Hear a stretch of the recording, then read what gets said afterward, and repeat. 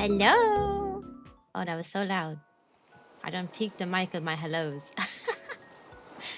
my hello is too strong. I'm gonna destroy everyone's ears. Sorry, I was supposed to go by a bike volume before I like switch screens, and apparently I made it way too loud. hello. Hi Nightfall. Hi Aries. Hi Red Miller. Hi Catchmart. Hi Viv. And hi Jova. And also welcome to the welcome to the puppy parade. Hi Birdie. Sorry, I can't speak today. I'm a little I'm a little nervous. That's what happens when it's gone a little while before I streamed that. And I'm also nervous because I do want to talk about the elephant in the room today, which is the fact that I got proposed to and I'm engaged now. So I do want to talk about that. But that topic is still very fresh because it happened Saturday. So it makes me makes me nervous, makes my heart beat all over again. Boom, boom, boom, boom, boom, boom, just talking about it. So hi Kyoto, how are you? Hi Pinky. If you have a PNG of your model, please send it to Discord. I'm gonna do fan art. Excuse me, sorry. All of the arts I have is in the Cyan art channel. There's I think my PNG tuber model is in there. I will. You're doing good. I'm okay. I'm a little nervous today. I'm a little nervous because I want to share with people the details of my proposal. Of being proposed to on Saturday. I told a lot of people I got proposed to, but I haven't given any details regarding it other than like I share what the ring looks like, and that's it. But I haven't told you what happened and how it happened and everything. So I kind of want to talk about that. I thought it'd be a fun topic. Look. Also, because it's something that's, it's a happy, positive thing. This is a happy, positive channel, so it works. It works real good. It works real good. Okay. But like I said, I'm still like I a little nervous. I a little nervous to talk about it, mostly because it literally happened 2 days ago. So it's still very fresh. I still I when I announced it on Rainbow Meadows yesterday, like I was like about to cry just saying it. Like I'm still like very emotionally charged. But I'm better today. I cried multiple times the day before the proposal because I knew I was going to be proposed to. I literally cried 4 times. I cried the a day of the proposal, obviously, because I got proposed to. I cried like 3 times. I cried like during the proposal and then like at random afterwards. And then I cried again yesterday. Just thinking about the fact that I got proposed to. Like I've been crying so much these past few days. It's kind of crazy. It's kind of you're gonna have kids, but puppy? No puppies. No, not yet. I don't want any puppies. Not yet. How can I be a VTuber if I have children? You know how hard it would be. Like in the back, like I'm over here like, hey guys, it's me, and then I hear when I'm like, oh hey guys, sorry, be right back, my baby's in the background crying. How can I cannot get my VTuber career off the ground if I have children? Especially infants. Once they're like a little older, I feel like they wouldn't be as difficult, but like if they're like little wee babies, like little wee lads, little tiny babies, then I feel like I wouldn't be able to stream anymore. I've always said that if I ever like went on a hiatus, the reason of the hiatus would literally because I had a child. Like, not a hiatus. If I ever graduated, would literally just because I had a child. Like I have no other reason to graduate from streaming. That would be the only way. Cyan the crying husky. Yeah, there would be a ton of crying huskies in this house. They'd be like, whoa, whoa. You know how huskies are. That's how huskies are. And if I have like tiny versions of that little huskies, then dang, that'll suck. I did fix my YouTubes. So people in YouTube, if you guys choose to chat, the chat won't be super delayed anymore. Before I had set to normal latency, which I didn't realize would make the chat super delayed, and it was like delayed. I'm talking my YouTube chat was like 1 minute off. Like they would be commenting on things I forgot I even talked about. So I did fix that. So hopefully if someone chats in the YouTube side, it won't be a problem. But you know, my main platform is Twitch, so I got y'all. My Twitch is a lot less scuffed than my YouTube, you know, since I'm not a YouTuber. I'm just a Twitch streamer who happens to stream to YouTube. You could tell your man to handle the kids. That's crazy. Hey, sorry. I gotta deal with I gotta stream for 3 hours. So could you deal with the children during that time? What a funny. That'd be a funny thing. He'd be so mad at me. A little crazy, but it's comically large. Nintendo. Yeah, I mean it's a Nintendo TV. Yeah, you gotta play I gotta play the Switch on the gigantic Switch TV, or else I'm not gonna play the Switch. Not on the TV. That would be boring. I don't know. That would be very boring. Good morning, Kronk. Alright, guys.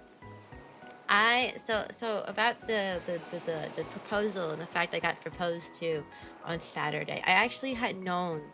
I knew I was going to get proposed to. Because Kotaro didn't really like attempt to hide it, mostly because he knows how anxious I get. And also it would make him anxious too if he was trying to like hide a million different things and stuff. Hi, Rev. I'm talking about how I got proposed to on Saturday, and I am engaged now. He didn't like Kotaro didn't want to stress about like having to like hide a ton of stuff, right? Which I don't blame him, and I have anxiety, so I would have been stressing too. Like, is he gonna propose? Is he not? He doesn't love me, you know. So to avoid that, he didn't really try to hide it. Like he made a lot of comments. That, and also because I don't like to leave the house. I'm kind of a hermit. And we didn't want to run into the issue of he trying to invite me out somewhere so he can propose to me and I say no because I just don't want to leave the house. That's a genuine issue that could have existed. So to avoid that, he's been making comments about this past Saturday for weeks. I'm talking like as soon as he moved in with me a month ago, he immediately was like, I was like, okay, we're moved in together. Are you gonna propose soon? We're gonna get married? And he was like, yeah. And I was like, yeah, what do you mean, yeah? Because I've been making jokes at him about like being like proposals and marriage since literally January. I've been like, you gonna propose to me now? Ooh, what if you propose during this time and blah blah blah. I've been doing that. I do that at least like once every like other week. So, and then all of a sudden he moves in and suddenly, because before the answers to those questions, like when I like joke about it, would be really vague. He'd be like, oh, it'll happen soon. It'll happen eventually. Yeah, I mean, I will propose to you. You are right. You will get proposed to. Like, it was very vague. And then all of a sudden this month it turned into, don't worry, it'll come quicker than you realize. Or yeah, I will propose to you. Or like, you know what I mean? Like the answers changed really quickly. So my summarize what happened. I got proposed to this weekend on Saturday. I'm engaged now, and I'm telling the story about like how I got engaged and how I knew it was coming. I knew it was coming. Cause like, yeah, he made a ton of comments leading up to it.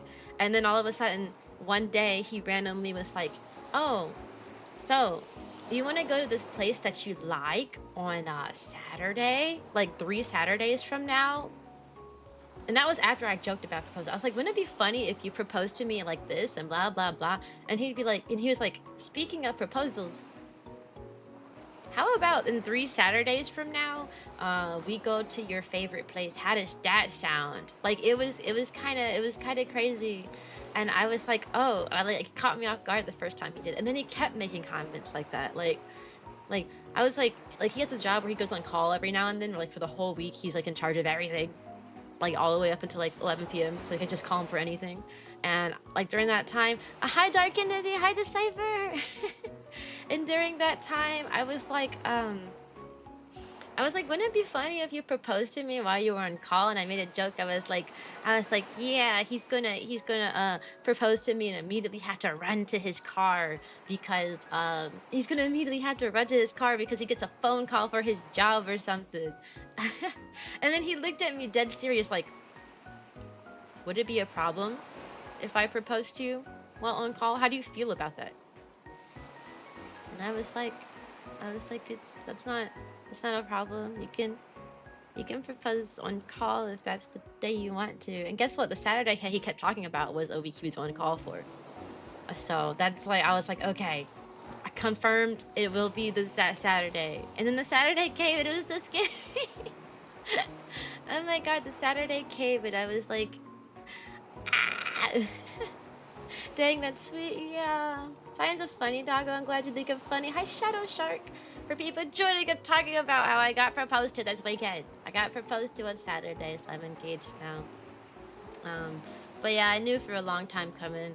I've known that it was going to be a few on this Saturday for about 3 weeks ago because he kept making comments about it, and they all kept pointing to that same like he kept making comments about Saturday this. Make sure that on Saturday you're ready. Wear some nice clothes on Saturday, by the way. In 2 Saturdays you're still good to go to this place, right? Oh, okay, next Saturday you were still good to go to this place, right? You know, this place that we really like. I knew what's happened. I just got here. Hello, Zach. I'm talking about how I got engaged on Saturday, and I knew for a long time. So yeah, I knew for a long time. So the day of my engagement, guys, 2 days ago on Saturday, he told me to wear something nice. So I woke up and I got dressed. I got something all dressed up all pretty. We had to wake up early because he wanted to take me to a breakfast restaurant first. So we woke up super early, and we went to a breakfast a breakfast place. He told me to dress up, so I wore like a really pretty skirt and a really pretty shirt combo. Gotta look cute, you know.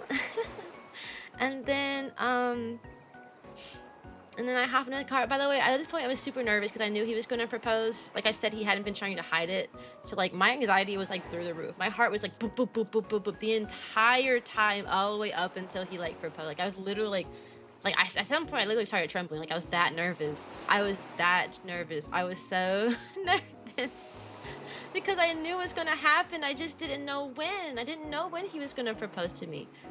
I had an idea of where it was going to be because he said we were going to go to breakfast and then we were going to go to my favorite place, and obviously he's going to propose at my favorite place, right? I just didn't know when. So we got some breakfast. I hardly touched my food because my like anxiety was like so high. I hardly ate anything. Like we went to this breakfast place and my plate was empty. My plate was full. I think I ate like half of a pancake and like 2 bites of my eggs, and I was like, I'm ready to go now. I gotta go. I gotta get out of here. Cause I was like freaking out. And then so we eat our breakfast and like we get in the car, and then we go to my favorite place. So my favorite place is like, I don't know how to explain it. It's like an area by the pond. It's like there's like this big long like pond, and there's a bunch of like water like water fountains that like spew water up through the pond, and like there's a bunch of bridges that go over it and stuff. It's a really pretty area. It's one of our, and there's a ton of ducks and like turtles that are in that pond too. It's one of like my favorite spots. It's always been one of my favorite spots to go. It's also a very popular spot, so it's usually crowded, which is why, because I don't like attention. I don't like people to look at me when I'm not a VTuber, of course. But I'm not VTubing. But I didn't like people to look at me, so we went really early. That's why, like, he had me wake up at 8 a.m. I mean, wake up at 7 a.m. and we went to breakfast at 8, and then we were at that place at 9. Like, but that was because he knew that there weren't as many people there during that time frame, and he didn't, you know, I don't like a lot of eyes on me, so if he proposed to me and there's a lot of people, he knew I'd freak out, so he specifically didn't do that, which is great. But yeah, we go to my favorite place. We go sit at the bench and we're like looking at the ducks and like the turtles and stuff swim around, and we were honestly there for probably about an hour before he actually proposed, which I kind of hated because since my anxiety was really high and my heart was like boom boom boom boom boom boom boom boom boom boom the whole time. Since my heart was beating so fast, I couldn't really enjoy like looking at the scenery. Like I was talking to him. I was like, "How do you feel right now? What are you thinking about?" And he was like, "You know, I'm like I'm calm, I'm peaceful, you know, I'm at peace." And I'm like, "Well, I'm not." It was so bad. He's a keeper and he's the best man. So we walk around. We literally just like sit down and we do some walking and stopping. And then at some point, like we stop on this one bridge, and I'm like, okay, I think this is the spot because we've been on this bridge for a long time, and this bridge is a very iconic photo spot. Like this is a perfect photo spot. I know. And also, mind you, I saw some dude pull up, some dude that looked a little bit younger than the Kotaru. He looked like he was in like, I don't know, like early college or something. Some dude pulled up. I saw him like the second we like sat down on the bench when we first got there. I saw him walk across the place, and I saw him kind of position himself kind of close to us. And I was like, okay, I feel like this is his photographer. This has to be his photographer, because ain't no way this dude just happens to be here kind of following us around a little bit. You know, that 100% was his photographer. I pointed him. I spotted that dude instantly. Like as soon as he came in my view, I was like, that's him right there. And I was right. That was his photographer. So like I knew. And like once we like were on the bridge, his photographer kind of positioned himself and kind of like stayed in one spot. And I was like, okay. This is the spot. This is the spot. Y'all want to know my reaction to like when he proposed though? It was really bad. Because I knew he was going to propose. He knew that I knew he was going to propose because he didn't keep it as a secret. And I made it very clear that I was very aware. We were like hanging out on that bridge for a while. He kept hugging me and stuff and, you know, telling me he liked me and whatnot. And then all of a sudden, like, he goes, okay, there's something I need to give you. He's like, I want to go. Okay, we can go to like this other place you really like, but there's something I need to give you first. And my reaction, I literally said, no, you can't do that. Because I was like freaking out. I like said no. I was like, no, you can't do this. You can't do this to me.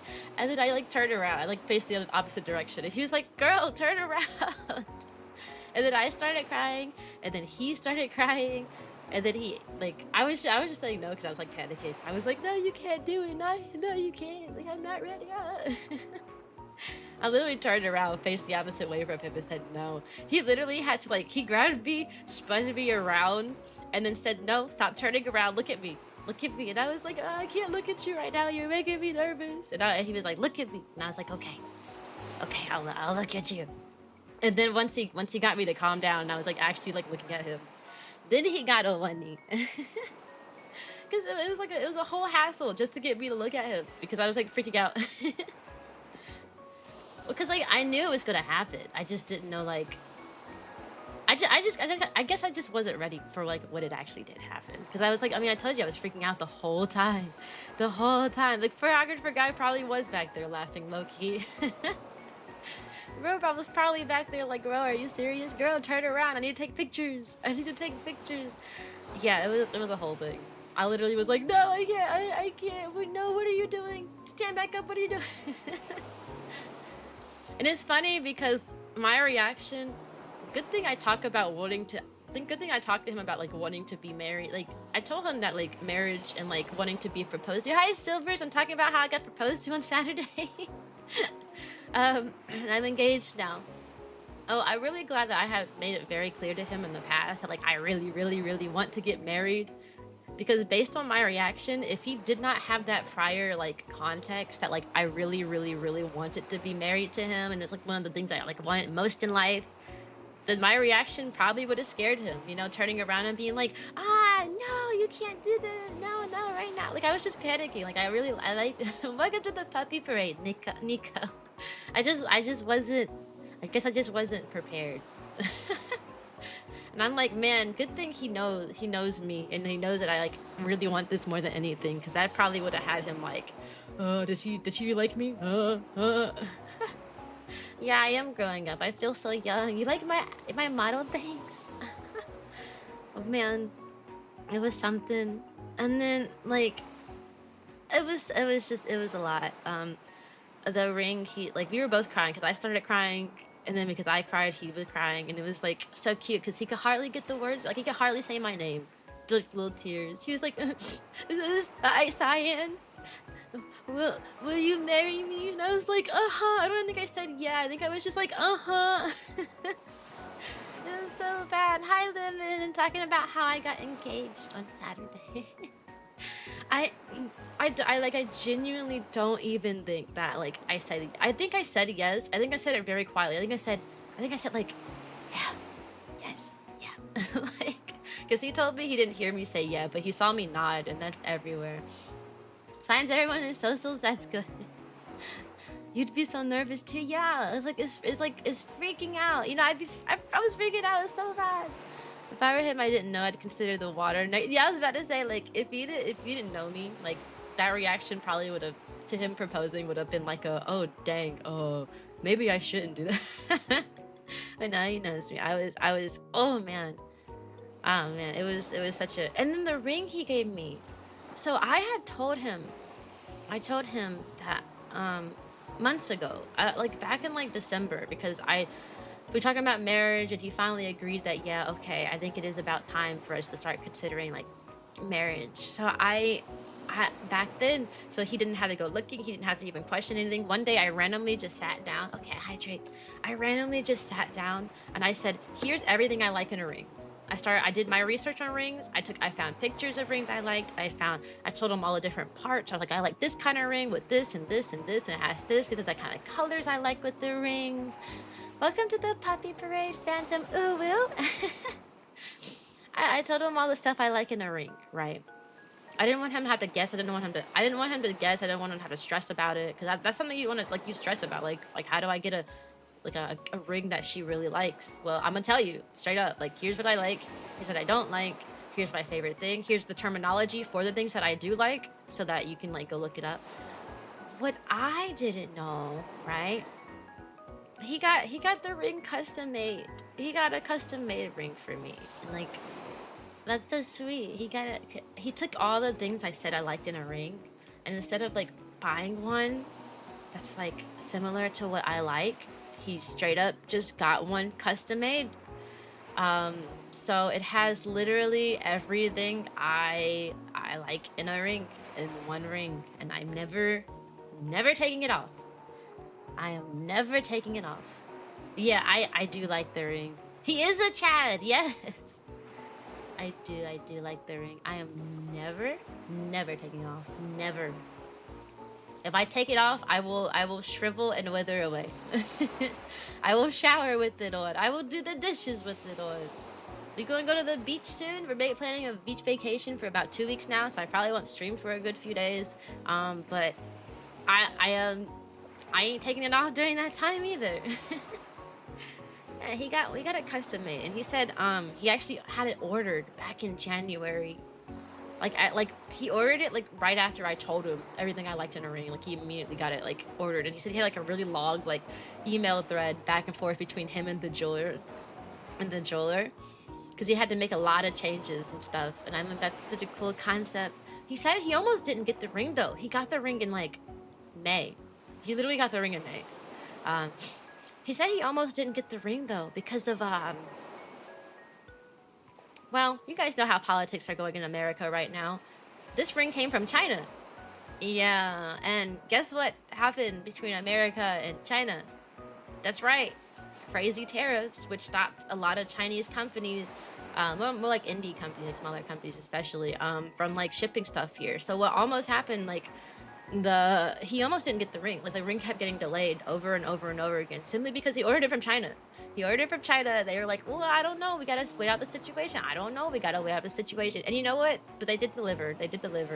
And then as soon as they sent him the ring, they actually closed up their shop for America. It's no longer available to Americans.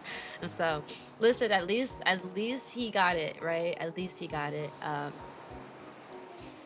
Before I had that same problem with like that, except for with cosplay. Like, I had ordered, like, this past anime convention, I had ordered like a bow because I dressed up as Fischl from Genshin Impact, and I ordered a bow to go with it, and the bow got canceled because tariffs spawned. They said, sorry, we're no longer delivering to Americans. Sorry, like that, it happened. So I'm actually surprised and glad that they actually went through with like delivering the ring, because that would have sucked if they didn't. Yeah, even the universe wanted to happen. It did. I didn't want to lose the money and time spent. Yeah, that's valid. I'm sure like crafting a ring would probably take a lot, like a a ton. So the stars did align. I'm very happy. I'm a happy bee. It's kind of cool. I never thought, I don't know.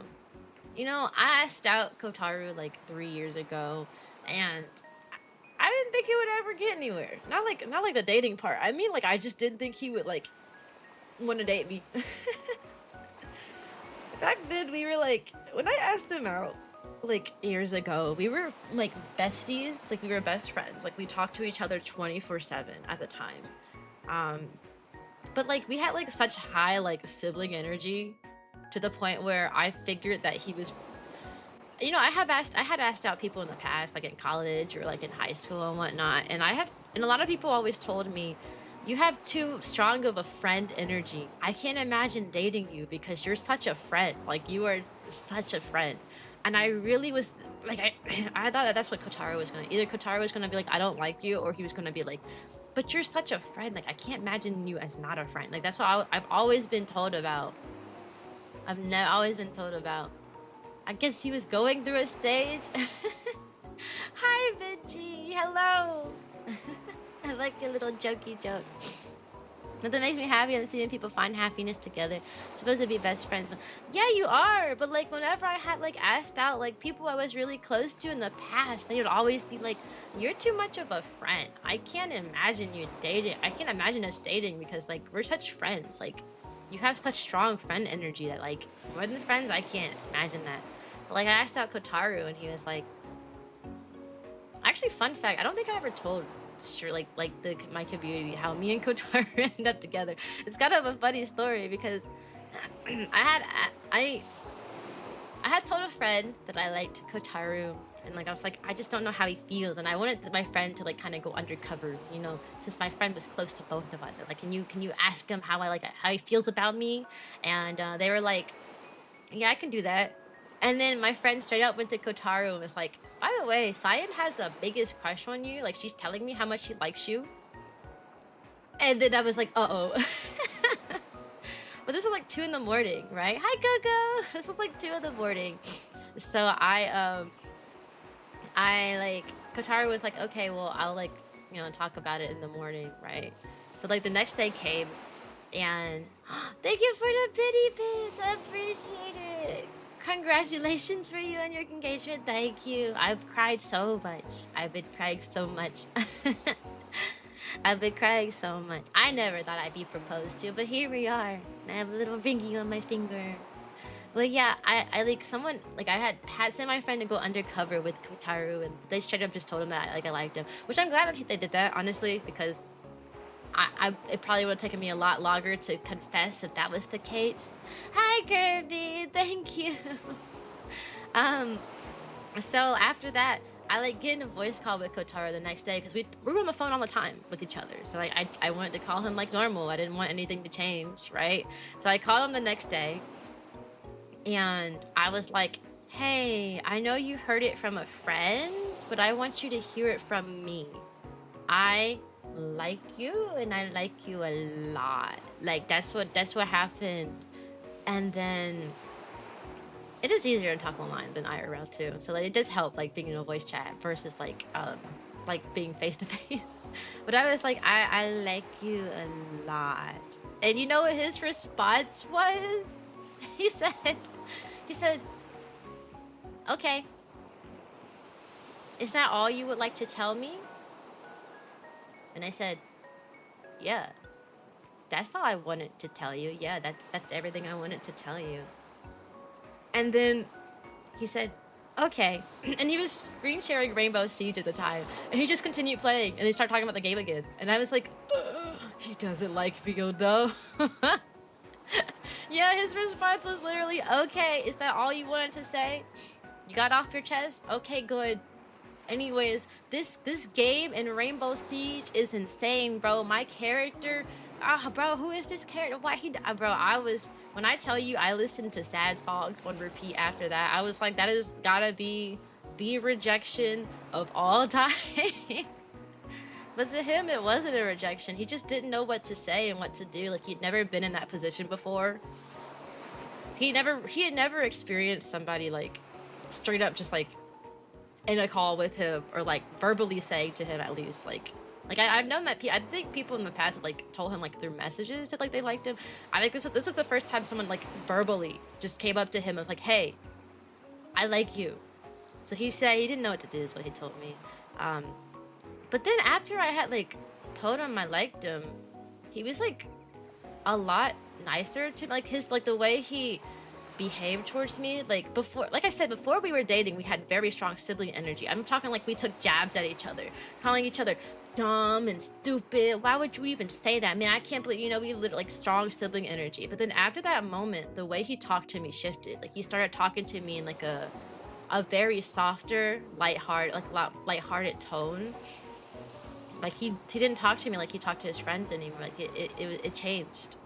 The things he said to me changed. Like the things he expressed, like his interests, things that he was talking about, all that shifted at that moment. And I was like, does he dislike me or does he not? Hi, doggo. I was like, does he dislike me or does he not? Because I just asked this man out. His response was okay. Yet here we are. He's acting a lot. He's acting kind of funny. Like he's acting different. And then, like 2 days later, I'm over here listening to sad songs. I'm like, man, he does not like me. He sends me like a message. He's like, hey, did you know that friend that like told you that I liked you? Or that told me that you liked me? Did he tell you like how I responded to your message, to that, like finding out about that? And I was like, no, he didn't. He didn't tell me. So Kotaro sends a screenshot of how he replied to my friend. Like my friend was like telling things. And the screenshot reply was basically Kotaro saying, you know, yeah, she's pretty cute. I like her.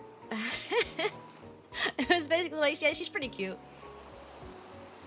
I think she's cute. Yeah. And I was like, okay, I still don't know what that means. He didn't go like, oh yeah, I would love to date this girl. No, it was like, she's cute. So I tell him how I feel. He's like, okay. And then he shows me the screenshots and it's just him being like, cute. Me like, and I was like, okay. So then like 2 more days have passed. And then I told you that he's acting different towards me. He started really acting different at that point. And at that point, I literally messaged him. I said, listen, what are we? What are we? Because you've been acting funny. And you know I liked him.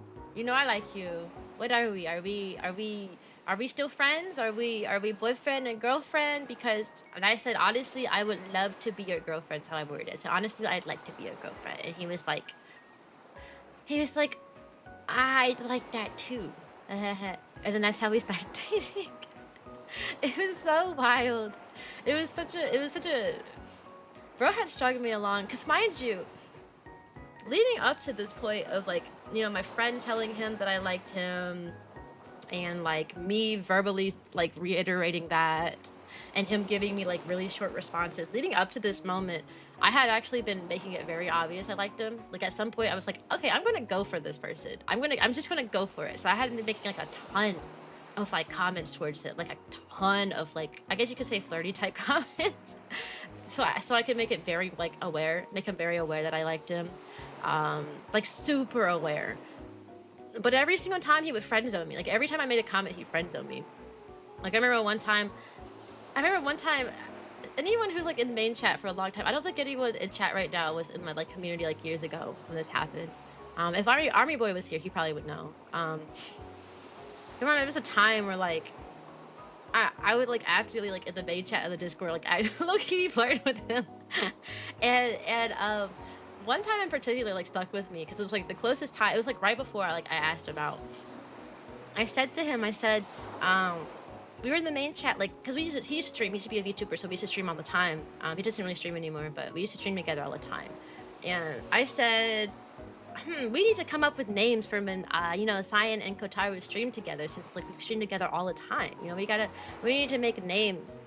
A name for like a group, a ship name if only. You know, like, oh, we need a name together. So I started like combining our names, like, you know.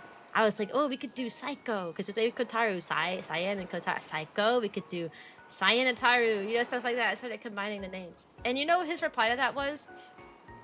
He was like, man, why are you making ship names for us? That's weird. And then he replied with an audio, like a small video clip of that song that's like, man, she my best friend, no, we not a couple. And I was like, oh my god, I was shooting my shot and he done turned me down.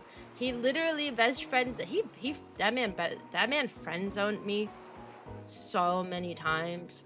Literally I actually planned on asking him out at like a event we went to. I just chickened out and never happened. Literally that day, he said, "Oh, by the way, you're gonna meet a lot of my friends here," and he was like, my friends are." He's how we were gonna be. He said, "I would introduce you to my friends as my little sister." This was the day I was going to ask him out, by the way, and he told me he would introduce me to his friends as his little sister. When I tell you, I was like, okay, that was the reason I didn't ask him out that day. Like, I was like, this man is friend zoning me really hard. Like, is it worth it? Is it worth it? Pretty Vtuber model, thanks, Chubs lover. I'm talking about my relationship and how it began, because I got proposed to 2 days ago. So I'm just letting people know the story behind everything. He's probably just being cautious, maybe. No, that is literally what it was, actually. Welcome to the puppy parade, Lord. That was literally what it was. He literally had terrible experiences in the past, and he was being very cautious. That really is exactly what it was. So, but yeah, he like friend zoned me multiple times. But he was like, "You can never be too sure." Is what he tells me to like today when I tell him about it. Yeah, of course you can draw me. Hi, Captain Fox. Hi. We're telling love stories today. Woof, woof, woof. Yeah, he got to be protecting the relationship. Yeah, yeah, most definitely. He was trying to be very cautious, even though I was like being very open and very obvious. He's had people in the past who had been like super obvious to him, and then it turns out they didn't like him, so he was being very careful when it came to me, which he was being so careful that I almost didn't ask him out because he kept friend zoning me. And I was scared. I was like, well, this man has friend zoned me like 10 times in the past like month. So if I were to ask him out now, would I get like rejected? I don't know. But I'm also one for like, you miss any shots you don't take. So I always shoot my shot. I've always been the one. I've always been the one to ask like people out, because like the worst they can say is like no. Honestly, they can like say no. They could. And if they like do something mean, like block you or something, or like they stop talking to you at that point, then like you don't want to befriend them in the first place. You know what I mean? It's like I was always like a big person towards like just shoot your shot. Like, yeah, it can have a terrible outcome, but I'd rather have a terrible outcome happen now than waste like years and years watching time go by, chasing after one person who don't even like me back. But you know, I've always been like a shoot your shot type of person, so that's why I ain't waste no time. Yeah, he technically friend zoned me a million times. Yeah, he technically friend zoned me a million times. That ain't gonna stop me from asking him out anyway. So like yeah, it worked out. It's a good attitude. No one can read. Yeah, you can't read minds. You don't know if somebody likes you unless you try. And yeah, it's going to end terribly a few times. You know, you're gonna run into people who you say, "I like you," and then they turn around and then they like block you. They say something mean to you. They avoid you. That's going to happen. That's going to happen at least one time. I feel like everyone has at least one experience with that, like a minimum one experience with that happening.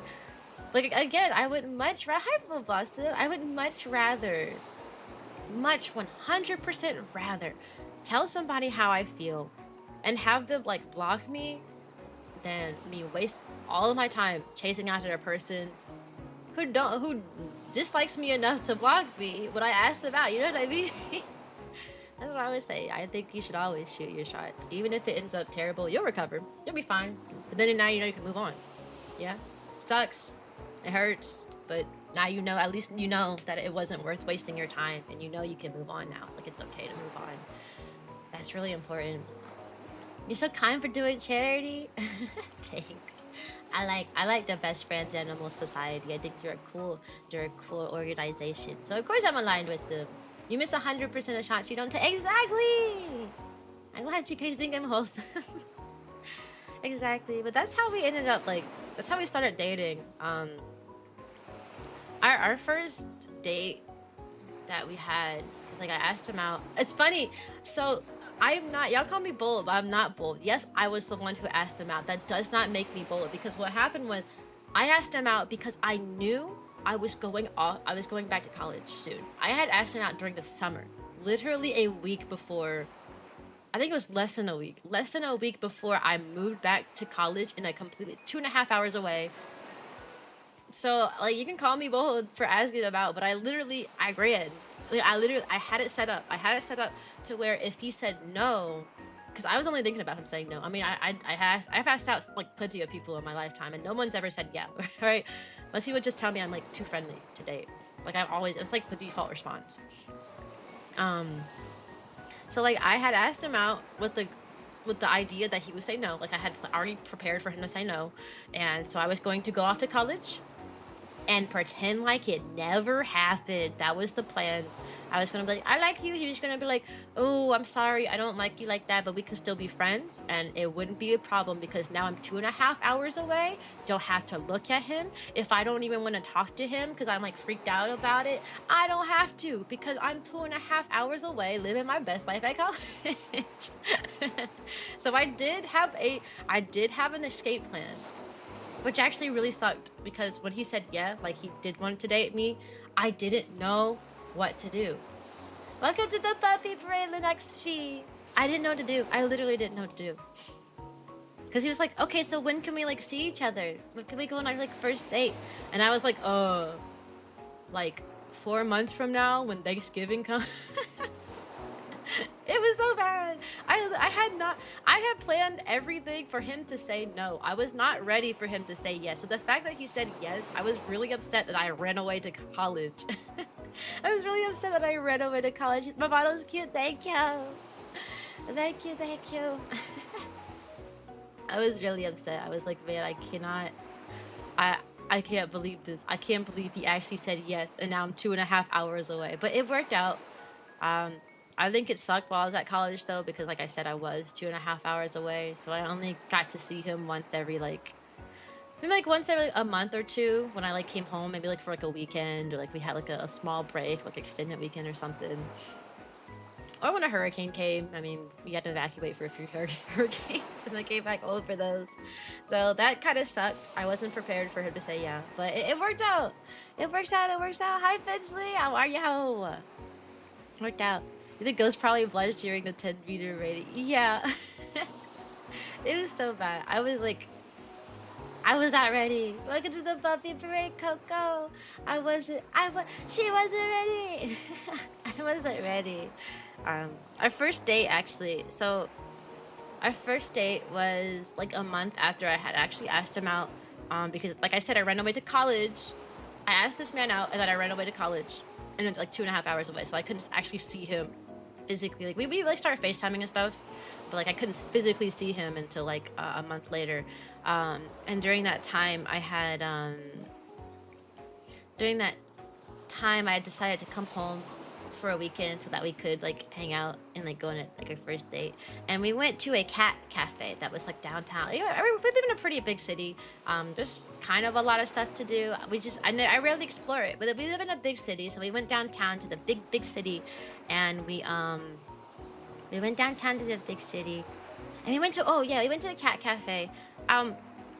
By the way, which kind of was a waste of money, we found out later, because now there's like an open like adoption like center nearby us that you can actually go into cat rooms. Like there's literally rooms designated for like you to go in and hang out with cats, and it's free because it's an adoption like place. It's like a free. They're actually affiliated with Best Friends Animal Society, which is another reason why I want to support them, because they work with the adoption place that I go to, and they have like you can adopt the cats in like the free roam rooms. You just go sit in there and you just hang out with cats. So we didn't know that. We didn't know that at the time. So we went to the cat cafe, spent money to just go sit with some cats for an hour. But it was a really fun time. It was like, I was very, we first started dating, I was very student dating because I had never dated anybody before. Like he's literally my first relationship. Like I'm in my 20s and I had never like really dated. So I was like being like super student dating. I was like, like when we got out the car to start walking towards the cat place, it is like in downtown of a big city, so obviously a lot of times you end up having to park like really far away from the actual location. So like, if you want like parking that isn't $1 million, that is. So we got out the car and he starts walking next to me, and like it's kind of awkward. I grabbed his arm, like I grabbed his hand, like I literally grabbed his hand, and he looked at me. He's like, huh? And I was like, I was like, don't look at me. Why are you looking at me? Don't look at me. Like, I literally grabbed his hand, held his hand, and then looked off to the side and was like, don't look at me. And he was like, and he started laughing at me, and he was like, okay. Okay, sure. Sure, I won't look at you, but I will hold your hand. And I was like, what? Why'd you have to say that? Don't talk to me like that. It was so bad. It was so bad. No, literally, that's how like the beginning of like our relationship began. Like he'd be like, "You're so cute." I'm like, "No, I'm not. I'm not cute. You're cute. No, actually, I take it back. You're not cute. That wasn't me. I didn't say that." I had never dated anybody before. In my personality, I was very much a bro. I had a bro personality at the time. I didn't compliment people. I'm not the nice person I am now. I mean, I was nice, but like in a different way. I was very playful though, you know, like joking around. You know the person who like the stereotypical person who like punched your shoulder, tomboy who would punch you in the shoulder and be like, ah ha ha, yeah, bro, you know what's good, bro, you know what I mean? That was me.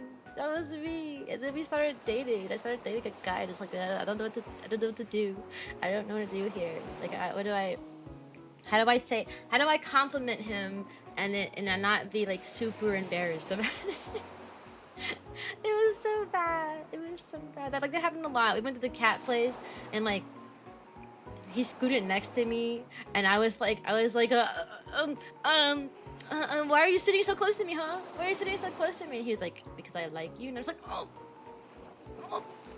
he what? Oh, I guess we are on a date. Yeah, you do like me. And then he kept doing things that were like, but then like he liked making me like get all shy and like flustered and like embarrassed and stuff. So there was like multiple times where he'd be like literally just like out of nowhere, like for example, we after the cat cafe place, we like walked to get some food, and like there was multiple times where he like literally just pulled me closer, and then got really close to me, just because he knew I'd freak out. And I'd look away. I'd be like, I'd look away, and then he'd like make me look at him. And oh my god, when I tell y'all, I was melting. I was melting. Hopefully, it's still going well. I mean, yeah, he proposed to me 2 days ago. I'm engaged. So yeah, it's going really well, actually.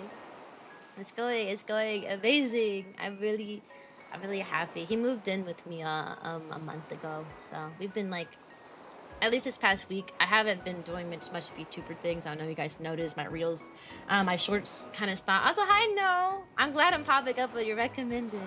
I know you guys have noticed. I'm sure some people have. I haven't been posting many shorts. I haven't really streamed other than like my obligated like metal moments like that.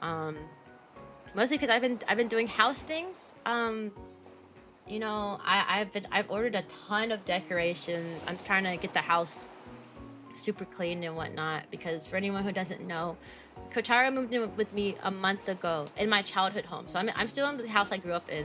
My parents bought a new home, and my dad officially moved out of the house the same day that Kotaro moved in. So, but as a result, my parents left behind a lot of things because my dad was like, "Oh, I'm gonna come back," because I didn't buy the house from them. I rented it. I'm renting it from them until we decide to buy. And my parents are nice. They left all the furniture in the house, mostly because my mom wanted a fresh start with her new house too. So I've got a fully furnished like house I'm renting to my parents right now. The downside is they left a lot of junk here, like a ton of junk. There's a lot of stuff that like they just did not end up packing up. I guess because when you're leaving a house fully furnished, there's a lot of stuff you just don't realize. There's a lot of stuff you don't realize you need. And yeah, moving is such a workout too. And this is like a multi, like we have an upstairs and a down, like in a basement. Like, you know, it's a big. I would say not a big house, but it's pretty like medium size, I would say.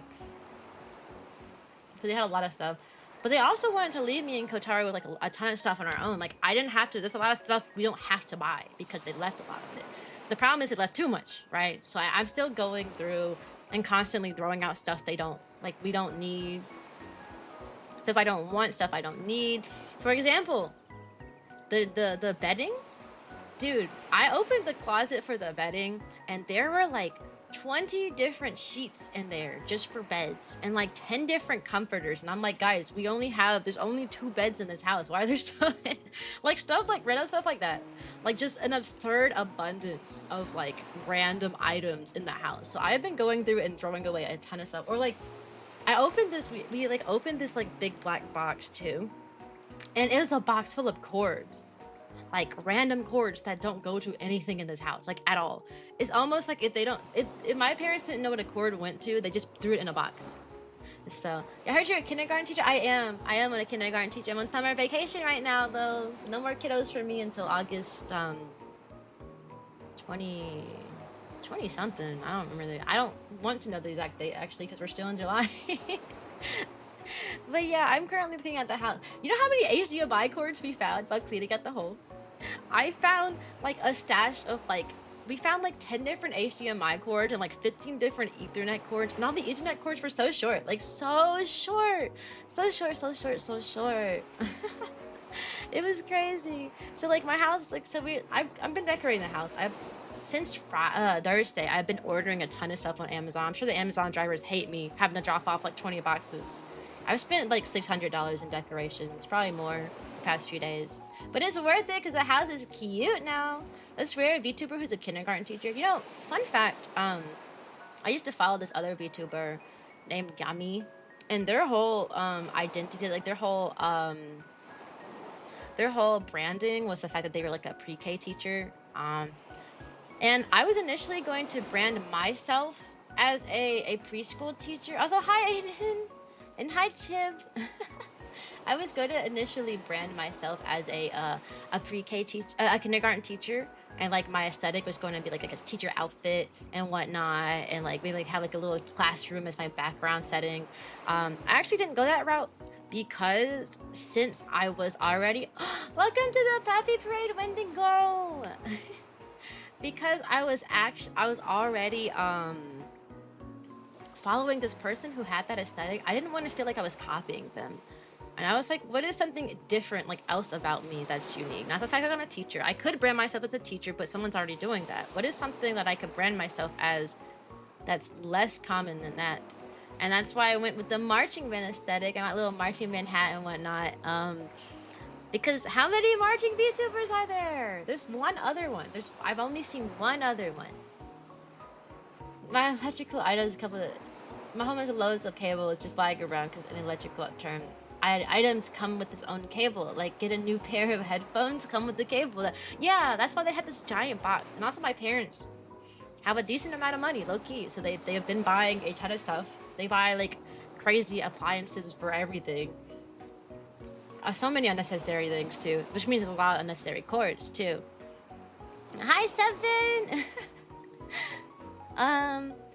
Parents also a wingman, kinda. You know, when my dad moved out of the house and Kotaru moved in, my dad actually like gave him like a speech about, you know, that's my baby, you better take care of her. It was really cute, like little speech. For anyone who's just joining, I've spent the first hour of this stream talking about Kotaru, because I talk about Kotaru every stream. I think it's really important people know who he is. He just proposed to me this past Saturday, so I am currently engaged, and I spent the first like, we're 59 minutes in? Yeah, I spent the first like hour talking about that. I think it's very important that people know who he is.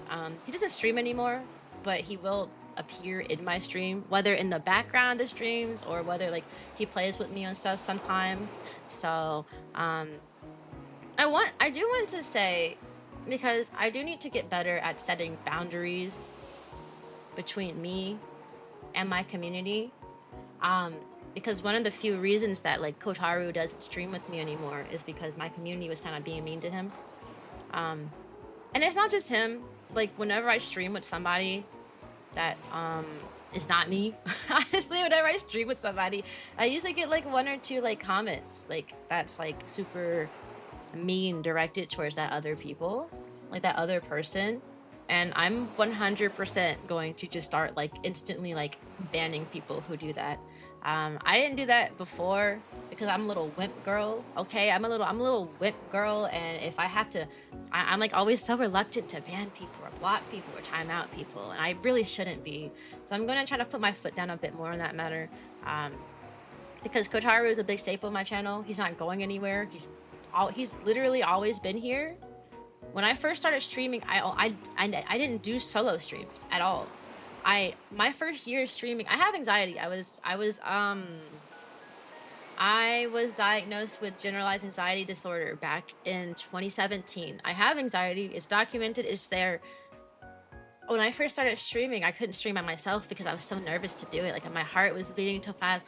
I like my whole like body would feel numb. Like my like limbs would go numb because of how nervous I was and how fast my heart was beating and stuff. Oh, you can do digital art. That's so cool. But like it was really bad. So the entire first year of streaming, I streamed with him. I didn't stream solo at all. I only streamed with him. I was in a few group collabs that he wasn't in, but literally, you would not catch a solo stream. Catch me streaming by myself. The entire first year I streamed with him. Like, he even introduced me to VTubing, you know? So like, if it wasn't for him, I would not have a platform. I would not be where I am today. I wouldn't have people watching me. I wouldn't have anything, you know? So like, it really bugs me when like, whenever he pops up on stream and people make a comment. Like even the last stream that I did with him, he's usually there for my celebration streams, whether it's like a birthday stream, whether it's an anniversary stream, whatever. You'll most definitely see him again in November during my affiliate anniversary stream. He's always there for those. And I remember each time we did that, someone came up and they said something mean, you know? Like last time they were like, oh, this guy is boring. Who is this guy? Oh man, I don't like this guy. No, his voice is, you know, like, I'm gonna need that to stop. I'm gonna need y'all to not do that. So yeah, ban, time out, and block features are lifesavers of it. They are. And the problem is, like, people who are like active in my community are very aware of who he is and where like he stands for, and they're really nice to him. It's the people who join that are new and don't really know. Welcome to the Poppy Parade, Fancy, and don't really know who he is and his importance to me. And I feel like they can come in and be like, why are you streaming with the guy? You should not be streaming with the guy. Because if anyone knows anything about VTuber culture, it's streaming with guy bad. You female? You stream with guy? No, you can't do that. That's illegal. Oh, there goes the parasocialness. I don't really have parasocialness on my channel. You know, I'm always like, hey, Kotaru with this, Kotaru with that. He literally lives with me. I can't not talk about him. Like all of the stories I have to tell involve him. Is Cyan the Husky? Yeah, Cyan the Husky. Or do the 3 strike rule? Nah, I gave up on the 3 strike rule limit. I had the 3 strikes rule in my Discord for a while now. And it became a problem. So I literally just got rid of it. The more you grow as a streamer, the more people are going to see your channel. The more people are just going to jump in and say some crazy stuff. And my channel has been growing pretty quickly these past few months. I mean, I literally went from averaging 6 viewers in March to averaging 20 or more. And I've been gaining a lot of following too from like my TikToks, my YouTube, my Instagram reels, to the point where like a 3 strike rule just isn't fast enough to keep up with the new people coming in and being kind of angry and mean. So I had to abolish it. I had to abolish the 3 strike rule. I can't have it no more. Clear boundaries are very important with the community. Yeah, and I have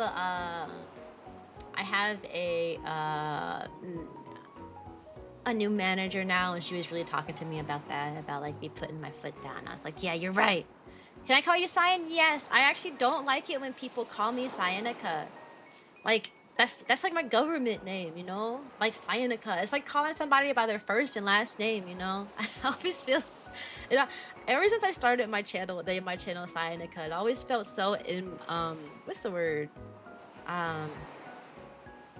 Always felt so formal whenever people said like Cyanica. Like I felt like you're calling me by my government name, like my like walking up to somebody calling them their first and last name, you know. Yes, my full name is Cyanica, but I am Cyan. I am Cyan the dog. can be too rude. That's why you bonk them with the band hammer, yeah. But it is discouraging when like every single time I stream with Kotaru, someone says something. That's one of the reasons why he stopped streaming, honestly, because like I remember when I said that we only stream together.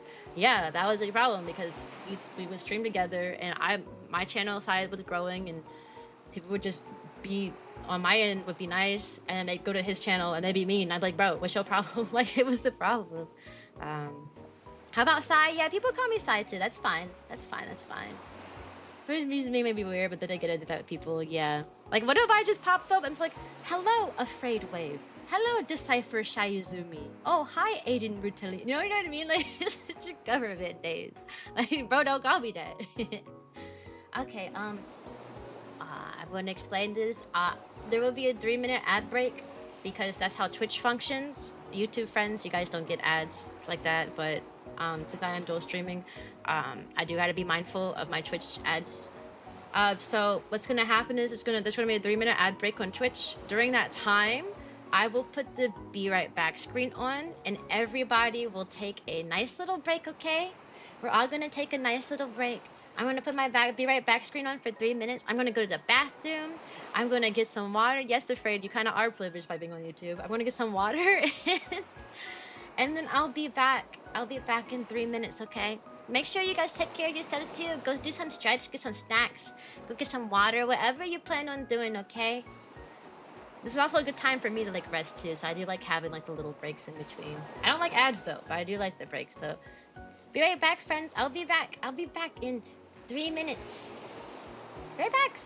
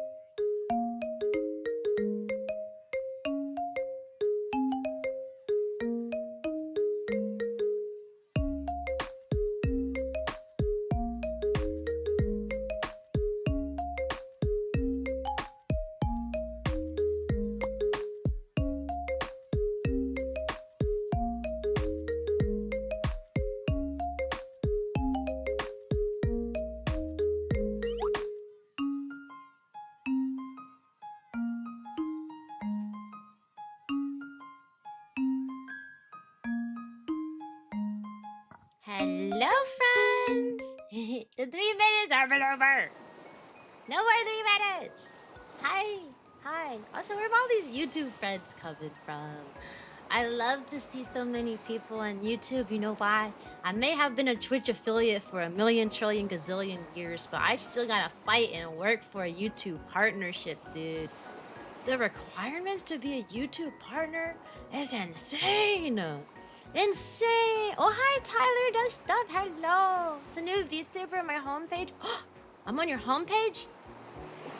That's nice. I like that. I like that I'm on your homepage.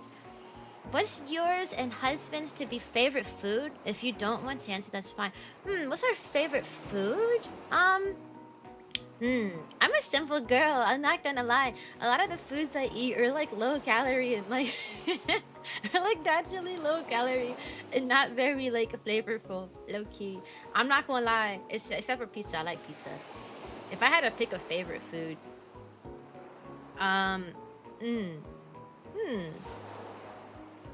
you know, a while ago I probably would have said like pizza, but I'm a breakfast food kind of person, so I guess my favorite foods are like pancakes and waffles if you get like the right syrup. That's why like when Kotaru proposed to me on Saturday, he took me to a breakfast place because he knows I love breakfast place.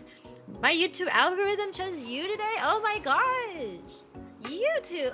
Oh, YouTube, you really shouldn't have. You really shouldn't have. You're sending me people my way. Follow and watch a lot of VTubers. You know my homepage? Wow. I guess YouTube likes me today. It usually does it.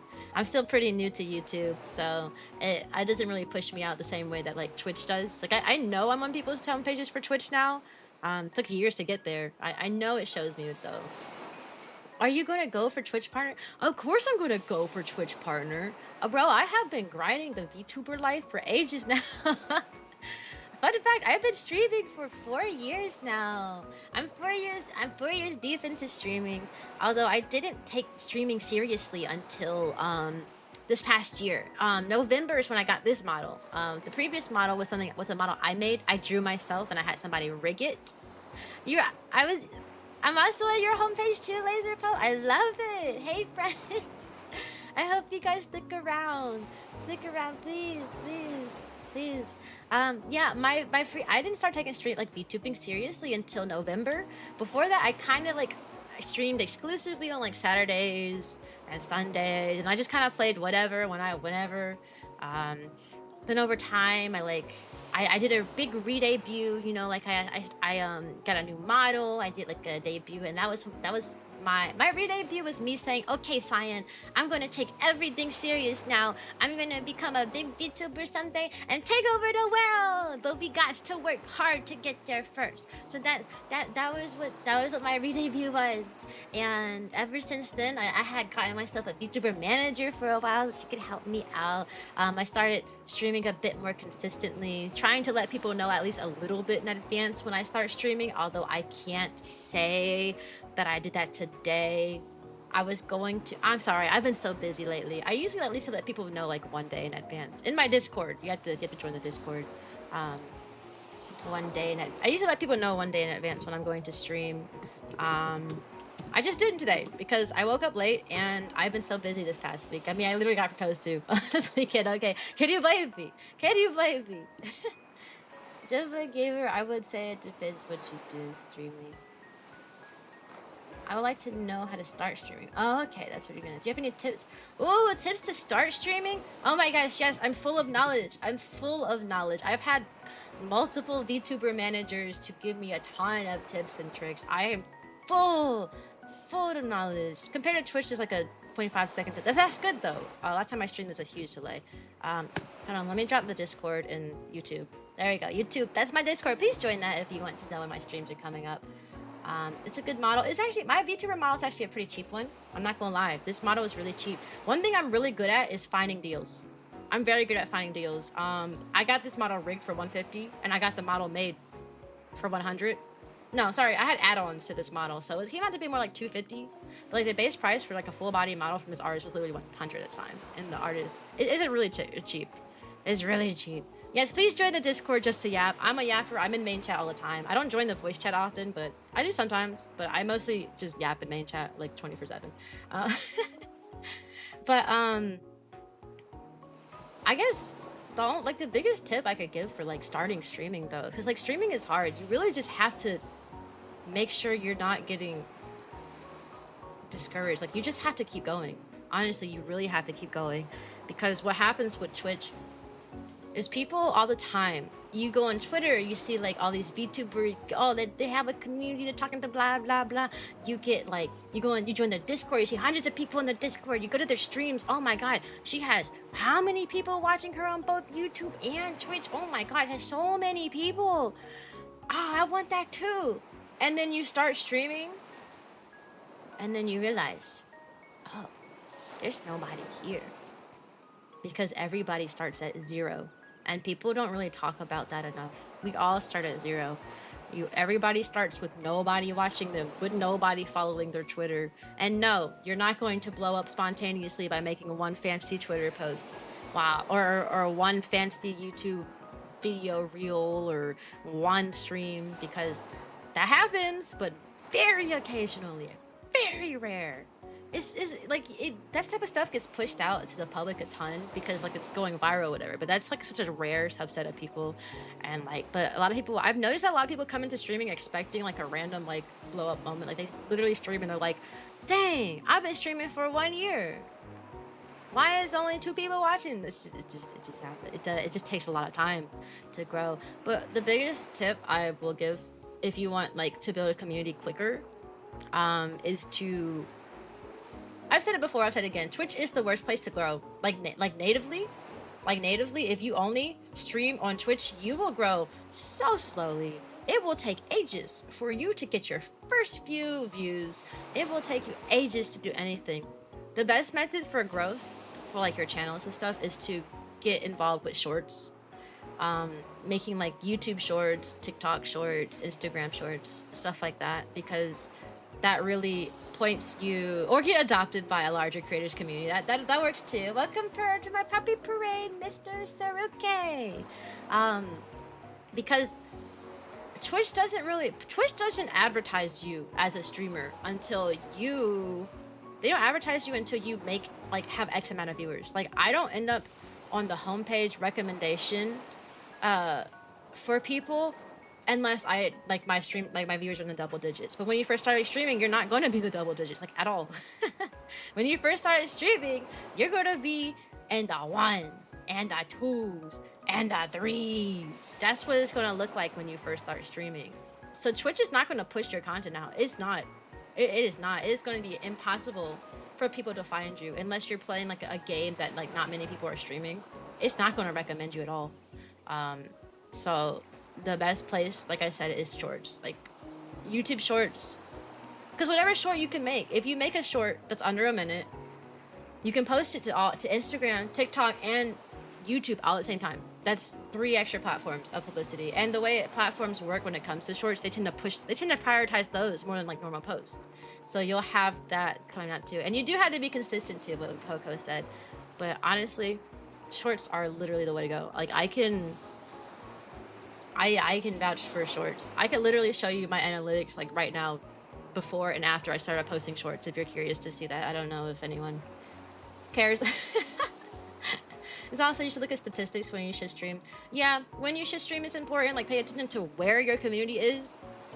The reason I'm a teacher, so when I'm teaching, like on days I teach, I do have to stream at like 7 or so, because I do go to work and come home, which is not ideal because I have a lot of people who watch me from Europe and Japan. That's why when I'm not working, I stream at 11, because it's the perfect time for people in Europe to watch me. It's the perfect time for people who's even upside down in like Australia to watch me. You know what I mean? It's the perfect combination time. It is the perfect time.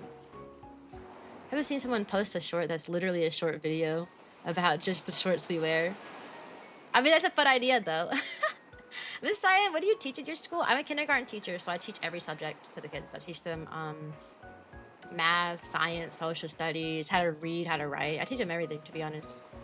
Isn't in YouTube Shorts there's a setting that you need to click one tap so the shorts only get recommended to only active accounts? No. I don't know. I've never heard of that. I don't see the purpose of that because why would you lower your recommendations anyways? Like, I even if it gets recommended to a non-active account, like, shoot, might as well. No, I haven't heard that setting. I actually don't know about that one, so maybe. You are curious? You guys want to see my Twitch stats before and after doing the gosh darn shorts? I mean, I can show you. I'm not like hiding anything. I feel like people don't show off analytics enough to like vouch for what they're talking about. Like I see a lot of people on like what's the word? On Twitter be like, here is my growth guide on how to grow, and I click on their channel and they don't really have much of a following. I'm like, are you qualified? I need to see some like analytics, you know? Sorry, too late. You're a nerd. No. Yeah, I'm a nerd. I know. I'm a nerd. I graduated college with a GPA of 3.93. I got 2 B's in all 4 years. Yeah, I'm a nerd. I got 2 B's in all 4 years. Of course I'm a nerd. I'm the nerdiest nerd there ever was. And you know what? I was really upset about those B's too. Very upset. Very upset. Did I see the analytic? Alright, I can show y'all how this stuff works. Let me just make sure I don't open anything I'm not supposed to. In the process of showing you guys my other thing. I don't think Twitch shows your stream key like in the creator dashboard. I think that's somewhere else. Let me just make sure though. I don't want anybody to take over my stream while I'm live. That'd be awkward. That'd be real awkward actually. Like I'm live and I'm like, whoopsie, I accidentally showed off my stream key. Whoopsie. Hi Ginger Roll. Let me pop out my YouTube chat since I'm not going to have that window open anymore, so I can still see you guys. Boop, boop, boop. Since this is still a browser, it's all browser tabs. Sorry, too late. You were.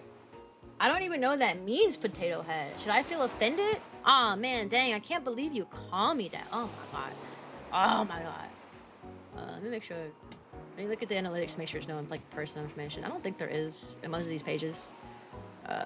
Nope, nothing here. Nope, nothing here. Few details. Nope, nothing here. Okay, yeah, we can look at all these. Yeah.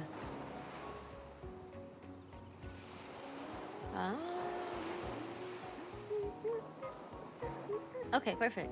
Yeah, we can look at these.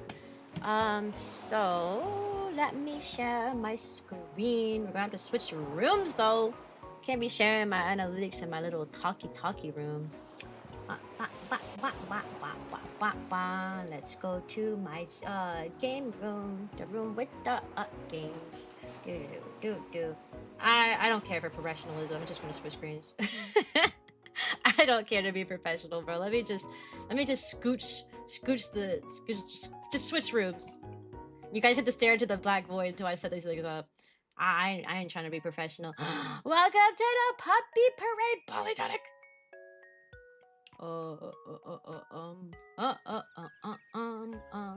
No, not this one. Should be this. There we go. There we go. Let's make this little. This is so big. Oh no, actually I should have kept it the way it was. Why did you guys tell me to move this? It was in a good spot before. Can you control Z? Oh, I can control Z. Yeah, there we go. All right.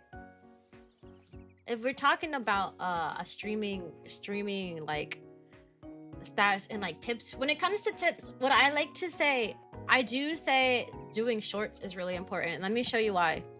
Look at how many times I streamed this month. And from May 23rd to June 21st.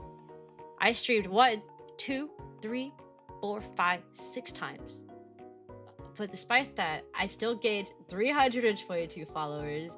I still had an average of 20 hold on, let me move this over. I still had an average of 20 viewers. You know, my subscriptions and revenue has always been low, but to be fair, I am a 13 up streamer, and a lot of the people who watch me are I know my demographic. A lot of people who watch me are people who are college students. I have like college students who watch me. I have a lot of high schoolers who watch me. So obviously the revenue would be low in comparison. Yes, I do use OBS.